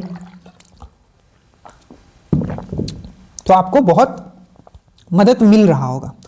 अब जो मैं ये क्वेश्चंस करने जा रहा हूं ये बहुत ही इंपॉर्टेंट है, हर साल इससे क्वेश्चंस पूछे गए हैं और इस बार भी आपका ये रहेगा ही रहेगा, तो आप ध्यान से समझ लीजिए। तीनों स्केल के बारे में बात करते हैं। टेम्परेचर को 3 स्केल से हम लोग नाप सकते हैं। एक है आपका सबसे इंपॉर्टेंट, जो सबसे ज्यादा यूज किया जाता है, वो है आपका सेल्सियस, फ़ारेनहाइट और केल्विन। सबसे पहले हम लोग बात करते हैं कि बॉडी का जो टेम्परेचर होता है तीनों पे कितना कितना होता है। तो याद रखिएगा अगर हम लोग बात करते हैं जो कि हम लोग नापते हैं बॉडी का टेम्परेचर फ़ारेनहाइट में नापते हैं, तो याद रखिएगा बॉडी का जो टेम्परेचर हम लोग नापते हैं, जो हमारा थर्मोमीटर मेनली जो हम लोग नापते हैं वो किस में नापते हैं, आपका फ़ारेनहाइट में नापते हैं। तो फ़ारेनहाइट पे जो बॉडी का नॉर्मल टेम्परेचर जो होता है याद रखिएगा 98.6 होता है। आप इसको 98.6 कर सकते हो, ठीक है। बॉडी का नॉर्मल टेम्परेचर कितना होता है, तो 98.6 होता है, याद रखिएगा, पहला क्वेश्चन। दूसरा, सेल्सियस पे कितना होगा, तो 37 डिग्री सेल्सियस के अराउंड होता है, ठीक है। और आपका अगर केल्विन में बोले तो कितना होता है 310। तो ये पहला पॉइंट आपको याद रखना है, तीनों स्केल पे नॉर्मल बॉडी का टेम्परेचर कितना होता है, ठीक है। 98.6, 37 डिग्री सेल्सियस, 310 केल्विन, याद रहेगा। दूसरा, अगर इनका देखें, ठीक है, तो ध्यान दीजिएगा, एक क्वेश्चन पूछा जाता है कि तीनों स्केल में कभी भी वो नेगेटिव में नहीं हो सकता है। तो याद रखिएगा, केल्विन स्केल जो होता है कभी भी नेगेटिव में नहीं हो सकता है, केल्विन स्केल याद रखिएगा। देखिए यहां 0 से स्टार्ट हो रहा है, बाकी माइनस से। अब देखो, अब नेक्स्ट है कि इन लोग का जो फ्रीजिंग पॉइंट होता है, मतलब फ्रीजिंग पॉइंट मतलब जहां वो जम जाता है, तो डिग्री सेल्सियस में क्या होगा, 0 होगा, ठीक है। और जो आपका फ़ारेनहाइट में कितना होगा, 32 होगा, और जो आपका केल्विन में कितना होगा, ये 373 होगा। यहीं से आपका कंसेप्ट निकल के आता है कि सर अगर सेल्सियस में दिया है तो केल्विन में कैसे चेंज करेंगे, केल्विन में मतलब चेंज कैसे होता है। तो हमेशा जो क्वेश्चन पूछा जाता है, सेल्सियस से आपको फ़ारेनहाइट पूछ लेगा या सेल्सियस से आपका केल्विन पूछ लेगा। सबसे पहले याद रखिएगा C/5 F-32/9, ये जो है आपका सेल्सियस से फ़ारेनहाइट या फ़ारेनहाइट से सेल्सियस में आपको कन्वर्ट करने के लिए आपको याद रखना है। साथ ही साथ इससे एक और क्वेश्चन यहां पूछ लिया जाता है कि ऐसा कौन सा वैल्यू है जिस पे सेल्सियस और जो फ़ारेनहाइट है वो इक्वल हो जाता है। तो -40 पे याद रखिएगा, -40 पे आपका सेल्सियस और आपका जो फ़ारेनहाइट है ये दोनों इक्वल वैल्यू दिखाते हैं। अच्छे से ये चीज याद रखिएगा, और ये है इसका कन्वर्जन वैल्यू। वहीं अगर आपको सेल्सियस से अगर आपको केल्विन जाना है तो सिंपल याद रखिएगा, 0 डिग्री सेल्सियस मतलब होता है 273 आपका 0.15 या 0.15 आप नहीं भी लगा सकते हो नॉर्मल कैलकुलेशन के लिए। तो 0 डिग्री सेल्सियस इक्वल टू होता है 273 केल्विन। तो अगर डिग्री सेल्सियस से अगर केल्विन में जाना है तो उसमें +73 कर देंगे, और अगर हमें केल्विन से अगर हमें सेल्सियस में आना है तो इसमें +273 कर देंगे, और इधर से इधर आना है केल्विन से अगर इसमें आना है डिग्री सेल्सियस में तो -273 कर देंगे। याद रहेगा ये बिल्कुल अच्छे से, ठीक है। अब देखते हैं इसका जो अगर हम लोग बात करते हैं सबसे पहले सेल्सियस का, इसका फ्रीजिंग पॉइंट क्या होता है, मतलब कहाँ जो है वो पानी जम जाएगा तो 0 डिग्री सेल्सियस पे, और कहाँ जो है वो बॉयल होने उबलने लगेगा, मतलब उसका क्वथनांक बिंदु कितना है। तो डिग्री जो आपका जो ये सेल्सियस वाला जो आपका ये होता है, आपका जो स्केल होता है वो 0 डिग्री पे फ्रीज हो जाता है, और 100 डिग्री सी पे क्या होता है वो बॉयल होने लगता है। ये चीज याद रखना। वहीं अगर हम लोग, ठीक है, अगर हम लोग मानते हैं फ़ारेनहाइट पे, तो फ़ारेनहाइट पे 32 याद रखना, इसका 0 इक्वल टू इसका 32, तो 32 पे क्या हो जाता है वो जम जाता है, फ्रीज हो जाता है, और जो बॉयल होने लगता है वो 212 पे होने लगता है। वहीं जो अगर हम लोग केल्विन का देखेंगे तो 273 पे क्या हो जाता है, ये आपका क्या हो जाता है, आपका फ्रीज हो जाता है, और 373 डिग्री पे क्या हो जाता है, ये आपका बॉयल होने लगता है, मतलब क्वथनांक बिंदु है। याद रखिएगा इसमें टोटल 373 से लेके 273 के बीच में कितना है, तो 100 भागों में बटा हुआ है। ये भी कितना है सेल्सियस, तो ये भी 100 भागों में बटा हुआ है। बट जो ये जो है आपका जो फ़ारेनहाइट है 32 से लेके 212 में, ये 180 भागों में आपका बटा हुआ है। ये चीज आपको याद रखना है, 180 भागों में। तो यही यहाँ जो क्वेश्चन आपका पूछा गया था वो यही पूछा गया था, ठीक है। नीचे का नहीं देखना है आपको, ये वाला नीचे वाला, ठीक है। आपको ये सेल्सियस से कंपेयर करना है, सेल्सियस से, ठीक है। तो ये भी 32 से स्टार्ट होता है, सेल्सियस 0 से स्टार्ट होता है, और आपका केल्विन आपका 273। याद रखिएगा जो टेम्परेचर का ऐसा यूनिट है, आगे भी आप पढ़ोगे, टेम्परेचर का जो ऐसा यूनिट है वो आपका केल्विन है, आपको अच्छे से याद रखना है। टेम्परेचर का क्या ऐसा यूनिट क्या है टेम्परेचर का, तो वो केल्विन है, आपको अच्छे से याद रखिएगा। क्या है ऐसा यूनिट टेम्परेचर का, वो केल्विन है, आप अच्छे से याद रखिएगा, ठीक है। ये सब चीज आपको समझ में आया? चलिए, तो इसका जो आंसर हो जाएगा ये क्या हो जाएगा, 180 हो जाएगा, कि फ़ारेनहाइट को 180 भागों में बांटा गया है।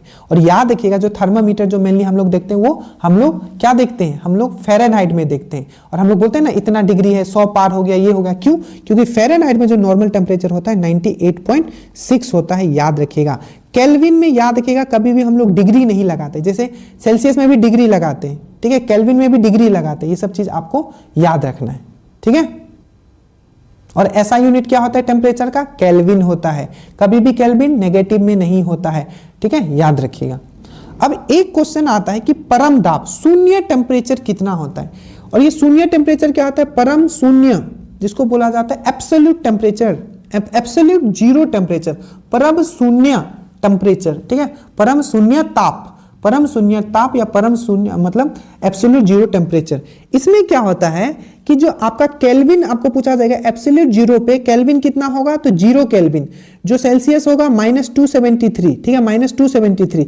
और जो आपका जो फ़ारेनहाइट होगा वो कितना होगा -459। ये क्या होता है, तो याद रखिए माना जाता है, थियोरेटिकली ये माना गया है कि इस टेम्परेचर पे जो आपका कोई भी आपका मॉलिक्यूल जो है, एटम जो है, एकदम पूरी तरीके से सीज हो जाता है, मतलब वो हिलता डोलता नहीं है, ठीक है, एकदम सीज हो जाता है। आपको याद रखना है पूरी तरीके से एकदम बेजान हो जाता है। आपको याद रखना है उसमें कोई भी मोशन नहीं होता है, उसमें कोई चाल नहीं होता है। तो एब्सोल्यूट जीरो मतलब 0 डिग्री, -273 डिग्री और -459, इसको एब्सोल्यूट जीरो टेम्परेचर बोलता है। जब कि पूरा का पूरा किसी भी आपका तत्व में, ठीक है, उसका जो है आपका मॉलिक्यूल जो है आपका पूरी तरीके से आपका एलिमेंट में इसका ये हो जाएगा, पूरी तरीके से आपका शांत हो जाएगा, मूव नहीं करेगा। आपको अच्छे से याद रखिएगा, ठीक है। आगे चलें, तो ये था आपका पूरा इसका। आप कुछ भी वो पूछेगा आपका ये स्केल के बारे में, तो आप बहुत ही आसानी से इसका आंसर आप दे पाओगे, ठीक है, समझ गए। हीट का मैंने बताया था, हीट क्या है, हीट एक प्रकार का क्या है, ये एनर्जी है, ऊर्जा है। हीट को जनरली नापा जाता है आपका कैलोरी में, और मैंने आपको बताया था कि जो आपका 1 कैलोरी जो होता है आपका, बोलते हैं ना अरे इतना कैलोरी बदन का जलाना है, ठीक है, एनर्जी ज़्यादा हो गया तो 4.1 जूल होता है, ठीक है। तो 1 कैलोरी इक्वल टू कितना होता है, 4.1 जूल होता है। आपको अच्छे से याद रखना है, ठीक है। यहाँ से सब चीज़ आपको समझ में आया होगा, मज़ा आया, ठीक है। जितना मैंने चीज़ बताया, बहुत सारी चीज़ मैंने आपको बता दिया। अब यहाँ है कि जो ultrasonic wave have a frequency greater than, ठीक है। तो जो अल्ट्रासोनिक जो तरंग की आवृत्ति किसके आधार, देखो अल्ट्रासोनिक जिसको इंग्लिश में बोलते हैं आपका प्रासरव्य बोलते हैं, प्रासरव्य, ठीक है। तो प्रासरव्य जो तरंग होते हैं, ठीक है, उसका जितना भी होगा वो हमेशा 20,000 से ज्यादा होते थे, इकाई दहाई सैकड़ा हजार 10,000। देखिए एक होता है आपका अल्ट्रासोनिक, ठीक है, एक होता है आपका ऑडिबल रेंज आ जाता है, ऑडिबल श्रव्य जिसको बोलते, मैं हिंदी में भी बोलूंगा, वेट कीजिए। तो अल्ट्रासोनिक है, ये ऑडिबल है, और एक होता है इंफ्रासोनिक। ये सब मैंने साउंड वाले चैप्टर में बहुत अच्छे से कराया, यहाँ फास्ट करेंगे। देखिए अल्ट्रासोनिक मतलब होता है आपका प्रासरव्य तरंगे, ठीक है, ऐसा तरंगे जिसका फ्रीक्वेंसी पिच जो होता है, मतलब फ्रीक्वेंसी जो जिसमें कि ऐसे तरंगे जिसका फ्रीक्वेंसी आवृत्ति जो होगा ग्रेटर देन 20,000 हर्ट्ज होगा, 20,000 हर्ट्ज से ज्यादा होगा, 20,000 हर्ट्ज से ज्यादा होगा। ऑडिबल क्या होता है, तो 20 हर्ट्ज से 20,000 हर्ट्ज के बीच, ठीक है। तो 20 मतलब 20 हर्ट्ज से 20 हर्ट्ज से 20 किलो हर्ट्ज, ठीक है। तो 20,000 हर्ट्ज से 20 हर्ट्ज से 20,000 के बीच में जो फ्रीक्वेंसी होगा उसको मनुष्य सुन पाएगा, ठीक है, याद रखिएगा। और जो 20 हर्ट्ज से भी नीचे रहेगा, ठीक है, उसको इंफ्रासोनिक बोला जाता है या अश्रव्य बोला जाता है, ठीक है, याद रखिएगा। इसको बोला जाता है प्राश्रव्य, ठीक है, ऑडिबल को श्रव्य और इसको इंफ्रासोनिक को अश्रव्य, क्योंकि ये सुन ही नहीं सकते और ये भी नहीं सुन सकते। सुन कौन सा सकते हैं, ऑडिबल। तो आदमी कौन से रेंज का फ्रीक्वेंसी का सुन सकता है, तो 20 हर्ट्ज से लेके 20 किलो हर्ट्ज, याद रखिएगा। यहां पूछा अल्ट्रासोनिक वेव। अब यहां से क्या क्वेश्चन पूछे जाते हैं मैं वो आपको बताने वाला हूं। सबसे पहले जो अल्ट्रासोनिक है, अल्ट्रासोनिक इसका यूज पूछा जाता है कहां कहां करते हैं, तो सबसे पहला इसका यूज जो है मेडिकल के क्षेत्र में करते हैं। मेडिकल के क्षेत्र में ऑर्थराइटिस, आपने एक बीमारी सुना होगा गठिया, उसको ठीक करने में यूज करते हैं। ट्यूमर को खत्म करने में यूज करते हैं, ठीक है। और किडनी स्टोन, किडनी स्टोन क्यों हो जाता है जल्दी से बताएं। किडनी में आपने सुना होगा स्टोन, ठीक है। तो ये आपका कैल्शियम का, जब कैल्शियम अगर ज्यादा बॉडी में हो जाता है तब हो जाता है, और इसका नाम बोला जाता है कैल्शियम ऑक्सलेट, ठीक है। तो बॉडी में अगर ज्यादा हो गया कैल्शियम तो क्या हो जाएगा, कैल्शियम ऑक्सलेट हो जाएगा, जो कि एक पथरी का काम करता है कैल्शियम ऑक्सलेट, याद रखिएगा। तो आपको ऑर्थराइटिस हो गया, ट्यूमर हो गया, किडनी का जो स्टोन हो जाता है उसको खत्म में। और उसके बाद आपने सुना होगा अल्ट्रासाउंड, तो अल्ट्रासोनिक से अल्ट्रासाउंड, जिसको हम लोग नॉर्मल भाषा में बोलते हैं सोनोग्राफी, नॉर्मल भाषा मतलब आपका मेडिकल टर्म में बोलते हैं सोनोग्राफी। तो सोनोग्राफी जो होता है, जो कि अल्ट्रासाउंड होता है, उसमें भी हम लोग यूज करते हैं, इसका याद रखिएगा, ठीक है। और आप एक ने सुना होगा सोनार, बहुत इंपॉर्टेंट है सोनार। सोनार आपने सुना है, साउंड नेविगेशन एंड रेंजिंग, इसका फुल फॉर्म क्या है, sound navigation and ranging, sound navigation and ranging. ये क्या होता है, समुद्र का गहराई पता लगाने के लिए क्या किया जाता है, आपका नीचे आपका अल्ट्रासोनिक वेव छोड़ा जाता है। तो आपको पूछा जाता है कि सोनार जो होता है इसमें क्या यूज किया जाता है, तो अल्ट्रासोनिक वेव यूज किया जाता है। तो sonar sound navigation and ranging आपको याद रखना है, ये बहुत इंपॉर्टेंट है, ठीक है, सोनार। अब याद रखिएगा, एक क्वेश्चन पूछा जाता है कि कौन से ऐसे जीव हैं जो अल्ट्रासोनिक वेव जो है, अल्ट्रासोनिक तरंग प्रोड्यूस कर सकते हैं। तो याद रखिएगा, बैट, डॉल्फिन, अच्छे से याद रखना, क्वेश्चन पूछा गया तो पूछ लेगा इसमें से कौन सा नहीं है, पोरपोइसिस, ये 3 मेन याद रखना, ठीक है। बैट मतलब चमगादड़, डॉल्फिन और पोरपोइसिस। एक और है रैट, स्पेशल टाइप का एक रैट होता है, वो भी कुछ कुछ करता है, बट मेन तीनों आपको ये याद रखना है। और याद रखिएगा, ये बैट जो है अल्ट्रासोनिक वेव, एक कंसेप्ट बोला जाता है जिसको बोला जाता है इकोलोकेशन। इकोलोकेशन क्या? इकोलोकेशन आपने सुना होगा, प्रतिध्वनि आपने सुना होगा, मतलब कुछ बोलते हैं तो वापस आता है, ठीक है। तो इकोलोकेशन उसको बोलते हैं, इको हो रहा है, इको हो रहा है, प्रतिध्वनि हो रहा है। तो इकोलोकेशन क्या होता है, ये एक स्पेशल कंसेप्ट है, जो कि ये जो बैट जो है क्या करता है, आपका अल्ट्रासोनिक वेव छोड़ता है और सामने जो कीड़ा मकोड़ा होता है उसमें टकराता है और ये फिर इसके पास आता है, तो इसको समझ में आ जाता है कि यहाँ कीड़ा है, इसको खा लेता है। और ये रात को चलने में भी, रात को देखते हो चमगादड़ उड़ता है तो उसको किसी चीज से वो नहीं टकराता है, क्यों? क्योंकि वो अल्ट्रासोनिक वेव छोड़ता है, उससे वो खाना भी खाता है और किसी चीज से वो टकराता भी नहीं है। और इस कंसेप्ट को हम लोग बोलते हैं इकोलोकेशन। तो याद रखना, डॉल्फिन भी छोड़ सकता है, पोरपोइसिस भी, और आपका रैट भी है कुछ जो ऐसा प्रोड्यूस करता है, ठीक है। तो ये चीज आपको एक क्वेश्चन पूछा गया था कि ये जो आपका अल्ट्रासोनिक वेव है वो साफ सफाई में भी यूज किया जाता है। इसका सबसे इंपॉर्टेंट क्वेश्चन पूछा गया, तो चिमनी जो होता है, चिमनी में जो पूरा काला काला लग जाता है तो उसको साफ करने में भी आपको याद रखना, चिमनी में भी आपका साफ करने के लिए अल्ट्रासोनिक वेव का यूज किया जाता है। ये सब चीज याद रखना, जितना चीज मैंने आपको समझाया है, ठीक है। ये सब क्वेश्चंस आपको पूछे जाएंगे और यहीं से रहेंगे। अब याद रखना, जैसे कि मैंने बात किया सोनार का, तो इसका फुल फॉर्म क्या है? Sound navigation and ranging. Sound navigation and ranging, ठीक है। उसके बाद एक होता है आपका रेडार। रेडार में माइक्रोवेव यूज होता है, जैसे सोनार में अल्ट्रासोनिक वेव यूज होता है, वही रेडार में माइक्रोवेव यूज होता है, याद रखिएगा, ठीक है। रेडार मतलब क्या होता है? रेडियो, इसका था radio detection and ranging. Radio detection and ranging, तो क्या होता है? Radio detection and ranging. Radio detection and ranging जो है आपका रेडार का है। और एक है लेजर। लेजर क्या होता है? Light amplification by stimulated emission radiation. इसको आप लिख लो खुद से, ठीक है। लाइट, मैं शॉर्ट में लिखता हूं, लाइट एम्प्लीफिकेशन, नहीं तो कभी ये कंप्लीट ही नहीं हो पाएगा। देखो लाइट एम्प्लीफिकेशन, ठीक है, light amplification by stimulated emission और radiation. Light amplification by stimulated emission और रेडिएशन, ये चीज आपको अच्छे से याद रखना है, ठीक है। उसके बाद है इन दी एफपीएस सिस्टम। क्या है?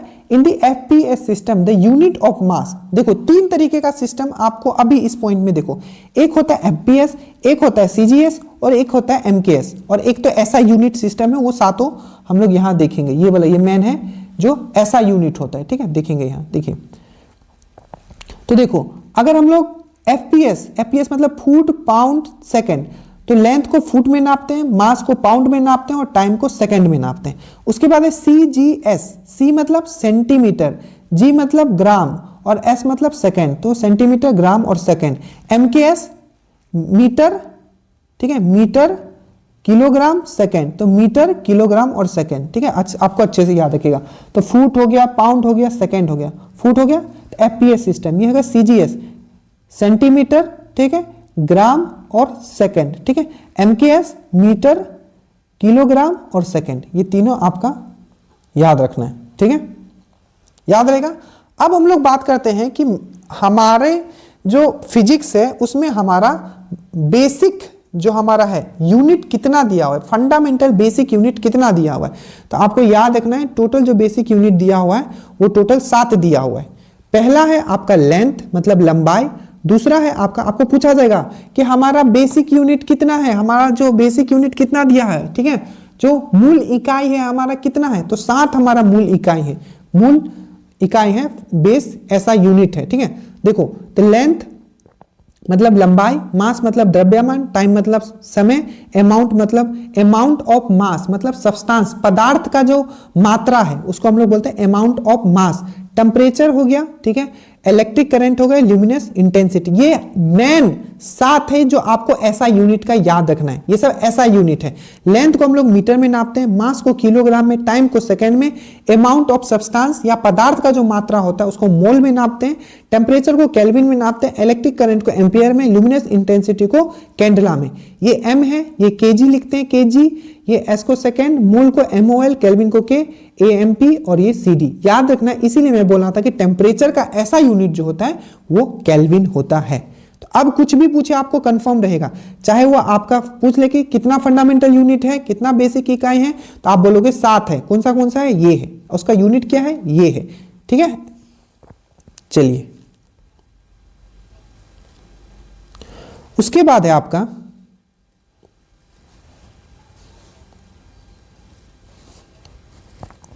कि डिटर्जेंट जो है, डिटर्जेंट, ठीक है, डिटर्जेंट जो है, डिटर्जेंट मुख्यतः किस सिद्धांत के कारण सफाई करता है? तो देखिए डिटर्जेंट का बहुत कारण हो सकता है, बट यहां अगर ऑप्शंस में आप देखोगे तो इसका जो सही आंसर जो हो जाएगा वो हो जाएगा आपका सरफेस टेंशन।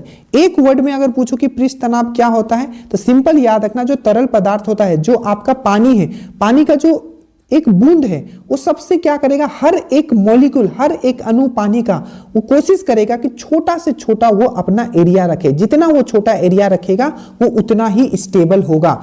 इसी को बोला जाता है पृष्ठ तनाव। ठीक है, इसीलिए देखते हो छोटा एरिया के कारण, सबसे छोटा एरिया किस चीज का हो सकता है, तो वो है आपका वृत्त का, वो है आपका सर्कल का।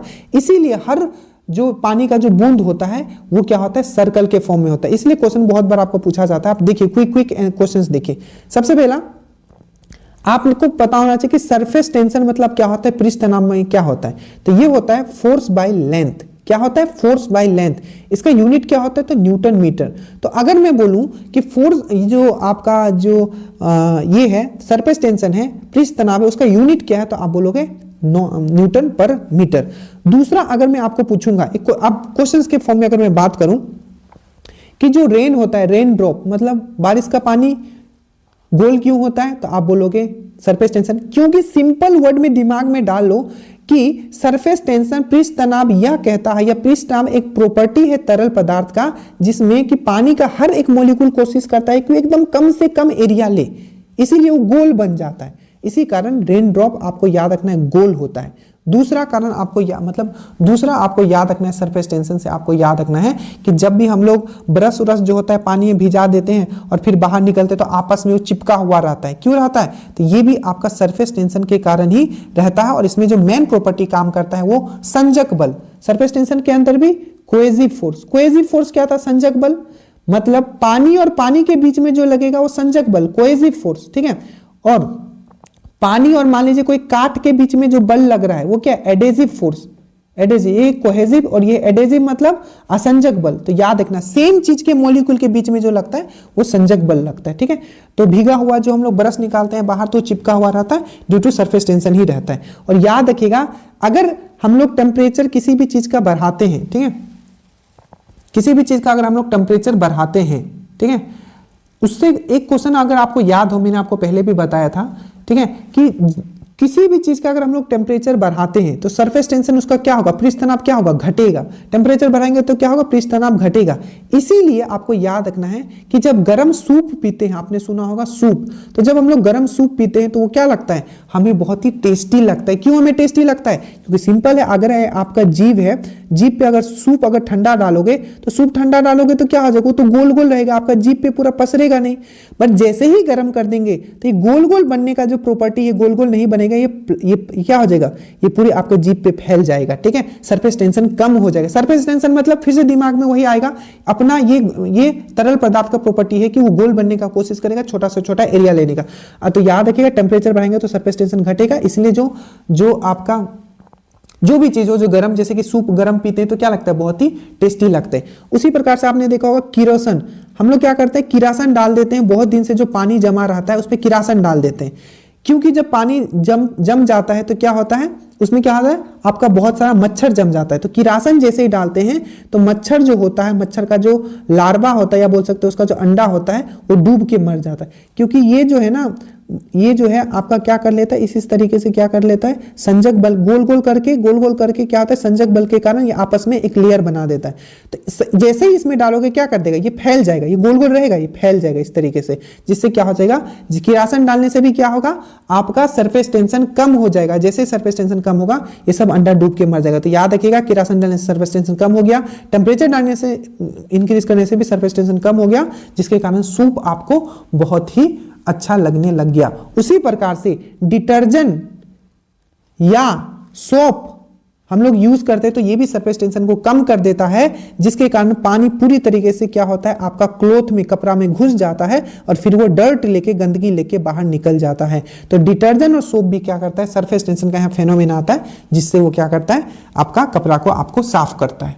ठीक है, याद रहेगा ये सब जितना मैंने समझाया, ये सब क्वेश्चंस आपके आए हुए हैं। एक क्वेश्चन और आता है जो क्लिप जो होता है, क्लिप, मान लीजिए कि बहुत दिन से पानी जमा हुआ है, ठीक है, और उसमें आप ऊपर क्लिप रख दे तो क्या करता है, तैरने लगता है। तो ये भी आपका सरफेस टेंशन का एक फेनोमेना है, ये भी चीज याद रखिएगा।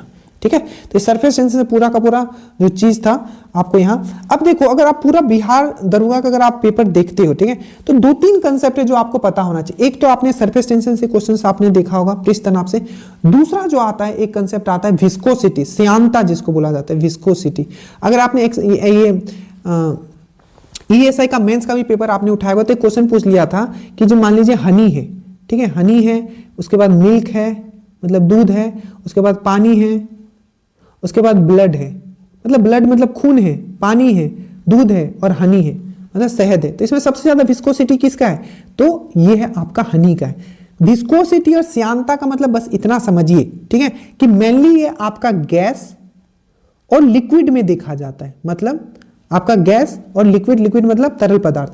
जैसे कि दो पानी है, तो पानी का जो मान लीजिए इतना बड़ा पानी बह रहा है, तो पानी के अणुओं के बीच में जो आपस में, ठीक है, जो आपका क्या लग रहा है, आपका फ्रिक्शन हो रहा है आपस में। पानी के कोई भी तरल पदार्थ के अणु उसके खुद के अणुओं में जो फ्रिक्शन लग रहा है, उसके खुद के जो अणु है, उनके खुद के जो आपके मॉलिक्यूल्स है, उनके खुद के बीच में क्या हो रहा है, रगड़ हो रहा है, रगड़। जैसे ये इसके बीच में बहुत सारे मॉलिक्यूल होंगे, इसमें खुद में आपस में ही मॉलिक्यूल रगड़ा रहे हैं, ठीक है, तो उसको क्या बोला जाता है, विस्कोसिटी बोला जाता है। आप सिंपल वर्ड में बोले, मतलब फ्रिक्शन, खुद के मॉलिक्यूल्स के कारण क्या हो रहा है, फ्रिक्शन डेवलप हो रहा है। ठीक है, तो सबसे ज्यादा किसमें, तो हनी में है। ठीक है, उसके बाद आप देखोगे तो उसके बाद तो कंपेयर करने की जरूरत नहीं है। ठीक है, सबसे ज्यादा क्या होगा, हनी में होगा। मतलब जो जितना आपका गहरा होगा, आप समझ सकते हो, उसमें उतना ज्यादा विस्कोसिटी होगा। ये कंसेप्ट आपको याद रखना है। ठीक है, अब याद रखो इसका जो यूनिट क्या क्या होता है। ठीक है, इसका यूनिट आपका क्या क्या होता है आपको याद रखना है। सबसे पहले याद रखिएगा हनी के बारे में याद रखिएगा, इसमें काफी विस्कोसिटी होता है। ठीक है, याद रहेगा आपको। और एक चीज और याद रखिएगा कि जो आदर्श लिक्विड होता है, मतलब जो आदर्श तरल पदार्थ जो भी होगा, आदर्श तरल पदार्थ जो भी होगा, आइडियल लिक्विड जो भी होगा, आइडियल लिक्विड मतलब आदर्श आपका तरल जो भी होगा, उसमें विस्कोसिटी जो होगा उसका 0 होगा। ये आपको याद रखना है, विस्कोसिटी 0 होगा, याद रखिएगा, बहुत इंपॉर्टेंट। विस्कोसिटी का यूनिट क्या क्या हो सकता है, तो याद रखिएगा, एक तो आपका पोइज हो सकता है, पोइज, POISE, ये क्या है, ये विस्कोसिटी का यूनिट है। ये सब पूछे गए हैं इसीलिए मैं बता रहा हूं। ठीक है, ये क्या है, विस्कोसिटी का यूनिट है, आपको याद रखना है। ठीक है, विस्कोसिटी का यूनिट है, आपको याद रखना है। इसको एक और तरीके से बोला जाता है, पास्कल सेकेंड भी बोला जाता है, पास्कल सेकेंड। तो याद रखना, आपको पोइज हो सकता है यूनिट, या पास्कल सेकेंड हो सकता है, और या इसको आप इस तरीके से लिख सकते हो। पास्कल मतलब क्या होता है, फोर्स बाय एरिया, न्यूटन पर मीटर स्क्वायर सेकेंड। ठीक है, तो इस तरीके से भी लिखते, तो पोइज हो गया, पास्कल सेकेंड हो गया, या न्यूटन पर मीटर स्क्वायर। तो ये तीनों जो है आपको एग्जाम में पूछे गए हैं, आगे भी पूछे जाएंगे। ये विस्कोसिटी या श्यानता का क्या होता है, आपका क्या होता है, ये यूनिट होता है, ये आपको याद रखना है। ठीक है, याद रहेगा। चलिए एक कंसेप्ट और मैं आपको यहां समझाता हूं। ठीक है, वो है आपका इलास्टिसिटी या प्रत्यास्थता। इलास्टिसिटी या प्रत्यास्थता, इलास्टिसिटी या प्रत्यास्थता याद रखिएगा। इलास्टिसिटी और प्रत्यास्थता का मतलब सिंपल है, कोई भी एलिमेंट बोल रहा हूं, कोई भी हम लोग कोई भी चीज ले लें, ठीक है, उस पर अगर हम लोग फोर्स लगाते हैं, ठीक है, फोर्स लगाते हैं, मान लीजिए ये स्प्रिंग था, इसको फोर्स लगा के हमने इतना इतना लंबा कर दिया, ठीक है, और जैसे ही उसको खींच के हमने लंबा कर दिया, ठीक है, और फिर से वो ओरिजिनल शेप में आ जाता है, इसी को हम लोग बोलते हैं इलास्टिसिटी, ठीक है, क्या बोलते हैं, इलास्टिसिटी। जैसे रबर है, रबर को हमने खींचा, ठीक है, तो elasticity is the property of any material which regain its shape after removing the deforming force. मतलब इलास्टिसिटी किसी भी, ठीक है, मटेरियल का ऐसा प्रॉपर्टी है, ठीक है, कि जब फोर्स हटा लिया जाता है, डिफॉर्मिंग फोर्स, डिफॉर्मिंग बल जो है हटा लिया जाता है, तो फिर से वो ओरिजिनल शेप में आ जाता है। उसको हम लोग इलास्टिसिटी बोलते हैं, प्रत्यास्था बोलते हैं। जैसे कि आपको पूछा जाएगा कि रबर हो गया और स्टील हो गया, ठीक है, तो किसमें प्रत्यास्था ज्यादा है, किसमें इलास्टिसिटी ज्यादा है, तो हमेशा याद रखना स्टील में। इसको आपको खींच के करो, ठीक है, खींचो जितना, ठीक है, आपने हाथ से खींचा एक स्टील को लेके, छोड़ दो, वो जैसा पहले था अभी भी वैसा है, तो ये तो ज्यादा इलास्टिसिटी दिखाए ना, इसमें तो कोई चेंज हुआ ही नहीं।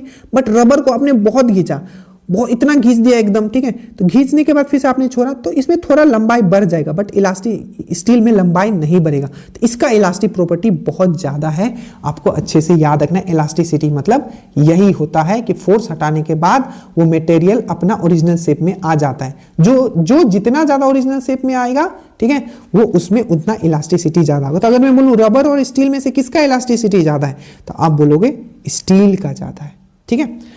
अब जो मैं कंसेप्ट आपको नेक्स्ट आपको बताने जा रहा हूं, ये सब कंसेप्ट में इसलिए करवा देना क्योंकि आगे क्वेश्चंस आने वाला है, ठीक है। अब नेक्स्ट जो मैं आपको कंसेप्ट बताने वाला हूं, ठीक है, ये वो कंसेप्ट है जिससे भर भर के क्वेश्चंस आपके आने वाला है, जिसको हम लोग बोलते हैं उत्प्लावन बल। उत्प्लावन बल या अपवर्ड फोर्स या प्लावन या फ्लोटेशन। क्या मैंने बोला आपका बॉयंट फोर्स, बॉयंट फोर्स, या इसको उत्प्लावन बल भी बोला जाता है, बॉयंट फोर्स या अपवर्ड फोर्स या उत्प्लावन बल, या इसमें ही हम लोग आर्किमिडीज प्रिंसिपल के बारे में भी पढ़ेंगे। आर्किमिडीज प्रिंसिपल, अब ये क्या है पूरा का पूरा, अब ध्यान से समझना जो मैं समझा रहा हूं। यहां से आपको स्टेटमेंट बेस्ड क्वेश्चंस भी पूछे गए। मान लीजिए कि ये एक बॉल है, बॉल है, बॉल में आपका पानी भरा हुआ है, बाहर से एक इस तरीके का बॉल आया और ये इतना इस पे गिरा, जिससे कुछ पानी आपका बाहर गया, पानी ये बाहर गया। अब ध्यान देना, जैसे ही ये बॉल इसमें आया, कुछ इसमें पानी बाहर गया, जितना ये पानी बाहर गया, जितना इसका वेट है, मान लीजिए इसका वेट जो था 2 न्यूटन था। हमेशा याद रखना वेट जो होता है, भार जो होता है, वो आपका न्यूटन में इसको लिखा जाता है। वही जो आपका मास होता है, द्रव्यमान होता है, उसको केजी में लिखा जाता है। एकदम कंसेप्ट आगे मैं इसमें और क्लियर करूंगा। तो इसका जो वेट जो था ये 2 न्यूटन था, जो बाहर निकला। तो याद रखिएगा ये फोर्स जो इसको नीचे से लगेगा, जैसे आप पानी में, आप कभी अपने आप को एहसास किया, पानी में जब जाओगे अपने आप को हल्का फील करोगे, ठीक है, आप हल्का फील करोगे, क्योंकि आप जैसे ही उसमें आए, कुछ पानी उसका मान लीजिए उस जगह से डिस्प्लेस हो गया, मतलब उस जगह से हटके बाहर हो गया।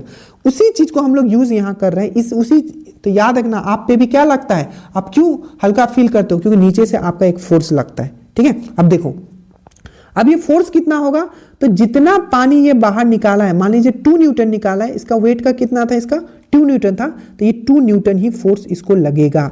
और यही फोर्स को हम लोग बोलते हैं बॉयंट फोर्स, ठीक है, या इसी को हम लोग बोलते हैं अपवर्ड फोर्स, या इसी को हम लोग बोलते हैं आपका उत्प्लावन बल।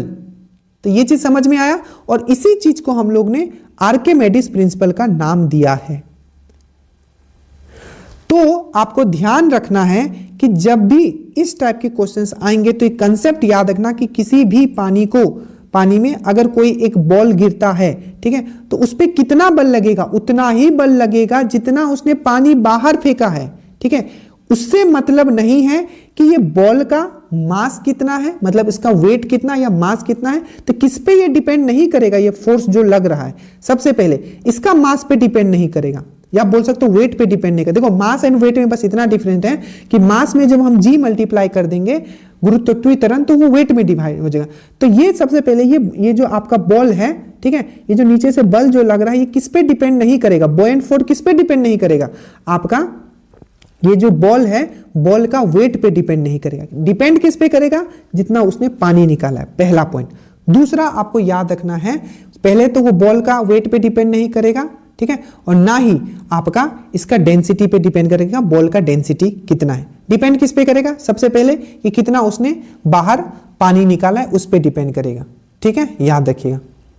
और दूसरा ये जो डिपेंड करेगा कि कितना भाग उसका पानी में अंदर गया है, इस पे भी डिपेंड करता है, ठीक है।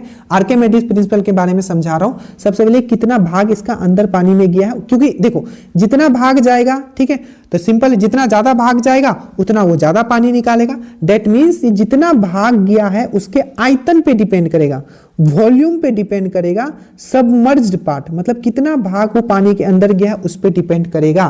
दूसरा, जितना पानी जो बाहर निकाला है उसके वेट पे डिपेंड करेगा, ठीक है। और तीसरा तो मैंने बताया जी पे तो डिपेंड करेगा ही, क्योंकि जो मास जो होता है, ठीक है, उसमें अगर हम लोग जी मल्टीप्लाई करते हैं तो वो वेट बन जाता है, सिंपल है। तो जी पे डिपेंड करेगा। सबसे पहले जितना पानी निकाला उसका वेट पे डिपेंड करेगा। दूसरा, जितना ये अंदर पानी के अंदर है उसका आयतन उस पे डिपेंड करेगा, जी पे डिपेंड करेगा। और थोड़ा आपको ये भी याद रखना है कि ये जो पानी है, पानी, ये पानी का डेंसिटी पे डिपेंड करेगा, ये इसके बॉल के डेंसिटी पे डिपेंड नहीं करेगा। अब बोलोगे सर ऐसा क्यों? सिंपल सा एक याद रखो कि आपका जो नॉर्मल जो बिना खारा पानी, मतलब आपको नदी में तैरना और आपको जो आपका समुद्र में तैरना कहाँ आसान होता है? तो आप बोलोगे समुद्र में तैरना आसान होता है। क्यों? क्योंकि समुद्र का जो पानी होता है वो उसमें बहुत ही डेंसिटी हो ज्यादा होता है, क्योंकि उसमें सॉल्ट होता है, इसीलिए ये पानी के डेंसिटी पे डिपेंड करेगा। तो याद रखिएगा, जो आपका तैरना क्यों आराम होता है आपका सी में, समुद्र में, क्योंकि उसका डेंसिटी ज्यादा होता है कंप्यूटर टू फ्रेश पानी का। याद रखिएगा, कंसेप्ट याद रहेगा ये सब चीज, ठीक है, ठीक है।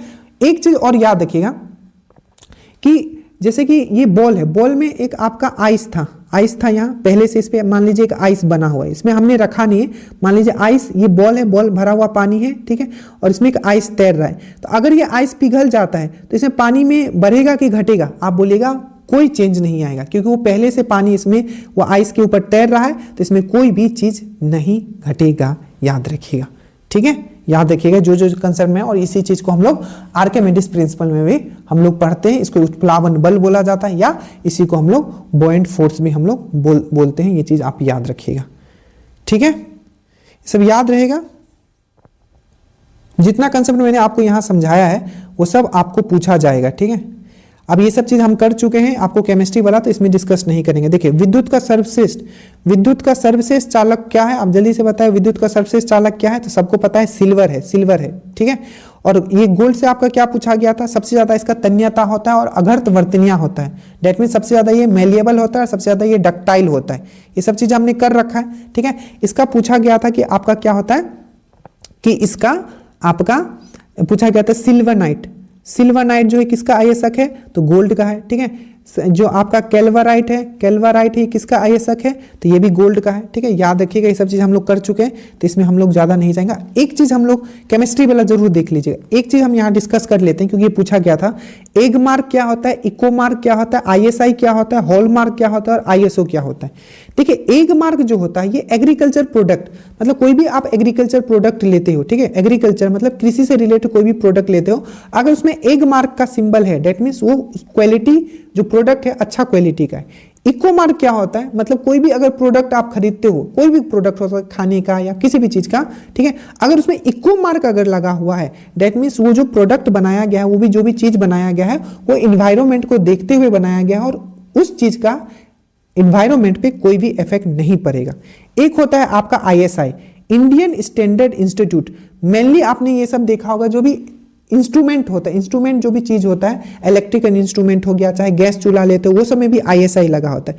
तो ये बेसिक क्या है कि स्टैंडर्ड बताता है कि जो भी चीज आपने लिया, इसमें ISI में भी अलग अलग चीज, अलग अलग लेवल का स्टैंडर्ड होता है, बट ये मेनली इलेक्ट्रिकल प्रोडक्ट में देखा जाता है। एक होता है हॉल मार्क, तो ये बेसिकली स्टैंडर्डाइजेशन ऑफ मेटल, मतलब जो धातु जो होता है उसके स्टैंडर्ड को बताता है। और ये इंडिया में अगर स्पेशली देखा जाए तो गोल्ड मार्क, जो गोल्ड होता है उसमें हॉल मार्क का सिंबल हम लोग चेक करते हैं, किस लिए? उसका शुद्धता के लिए। और ये ISO जो होता है, इसका full form International Organisation for Standardisation. International Organisation for Standardisation. ये जो है ISO है, ये इंस्टीट्यूट, ऑर्गेनाइजेशन या किसी मतलब किसी विद्यालय को दिया जा सकता है या किसी ऑर्गेनाइजेशन को बोलते हैं ना। ये जो यूनिवर्सिटी है ये ISO सर्टिफाइड है। क्या है? ISO सर्टिफाइड है। तो किसी इंस्टीट्यूट को दे सकते हैं, किसी ऑर्गेनाइजेशन को दे सकते हैं या किसी रजिस्टर्ड बॉडी को दे सकते हैं। ठीक है, आप अपना मान लीजिए कल बड़का कोई कंपनी खोल लेगा तो क्या बोलेगा, ये अरे ये ISO सर्टिफाइड ऑर्गेनाइजेशन या कंपनी है। एक क्वेश्चन और यहां से पूछा गया था, याद रखिएगा कि ये जो इंडियन स्टैंडर्ड इंस्टीट्यूट है ये किसके अंदर आपका आता है, तो आपको याद रखना है ministry of commerce and industry, मतलब उद्योग मंत्रालय के अंदर आता है। Ministry of industry and commerce के अंदर आपका आता है, ये चीज याद रखिएगा। ठीक है, आगे बहुत सारी चीजें जो हम लोग डिस्कस करेंगे, बट आपका सपोर्ट रहना जरूरी है। तो कोशिश रहेगा कि आगे इसको खत्म कर दिया जाए। देखिए बहुत सारी चीजें कोशिश रहेगा कि थोड़ा और कम समझाया जाए, बट कोशिश बस ये है ना कि आज के लिए ये वीडियो ना बने। आगे आप बिहार पुलिस दोगे, आप AEDO दोगे, तो सब चीज देखो, बहुत ही कंसेप्चुअल चीज मैंने आपको हर चीज इंक्लूड किया है। रे डायग्राम से पूछा जाता है, ठीक है, कंडक्शन कन्वेक्शन को एक्सप्लेन किया है, ठीक है, बहुत सारी चीज है, तो सबको मैं एक्सप्लेन कर दूंगा। आपको ये वीडियो कैसा लगा जरूर बताइएगा, कोशिश कीजिएगा चीजों को समझने के लिए। आपका कमेंट इंपॉर्टेंट है। जय हिंद।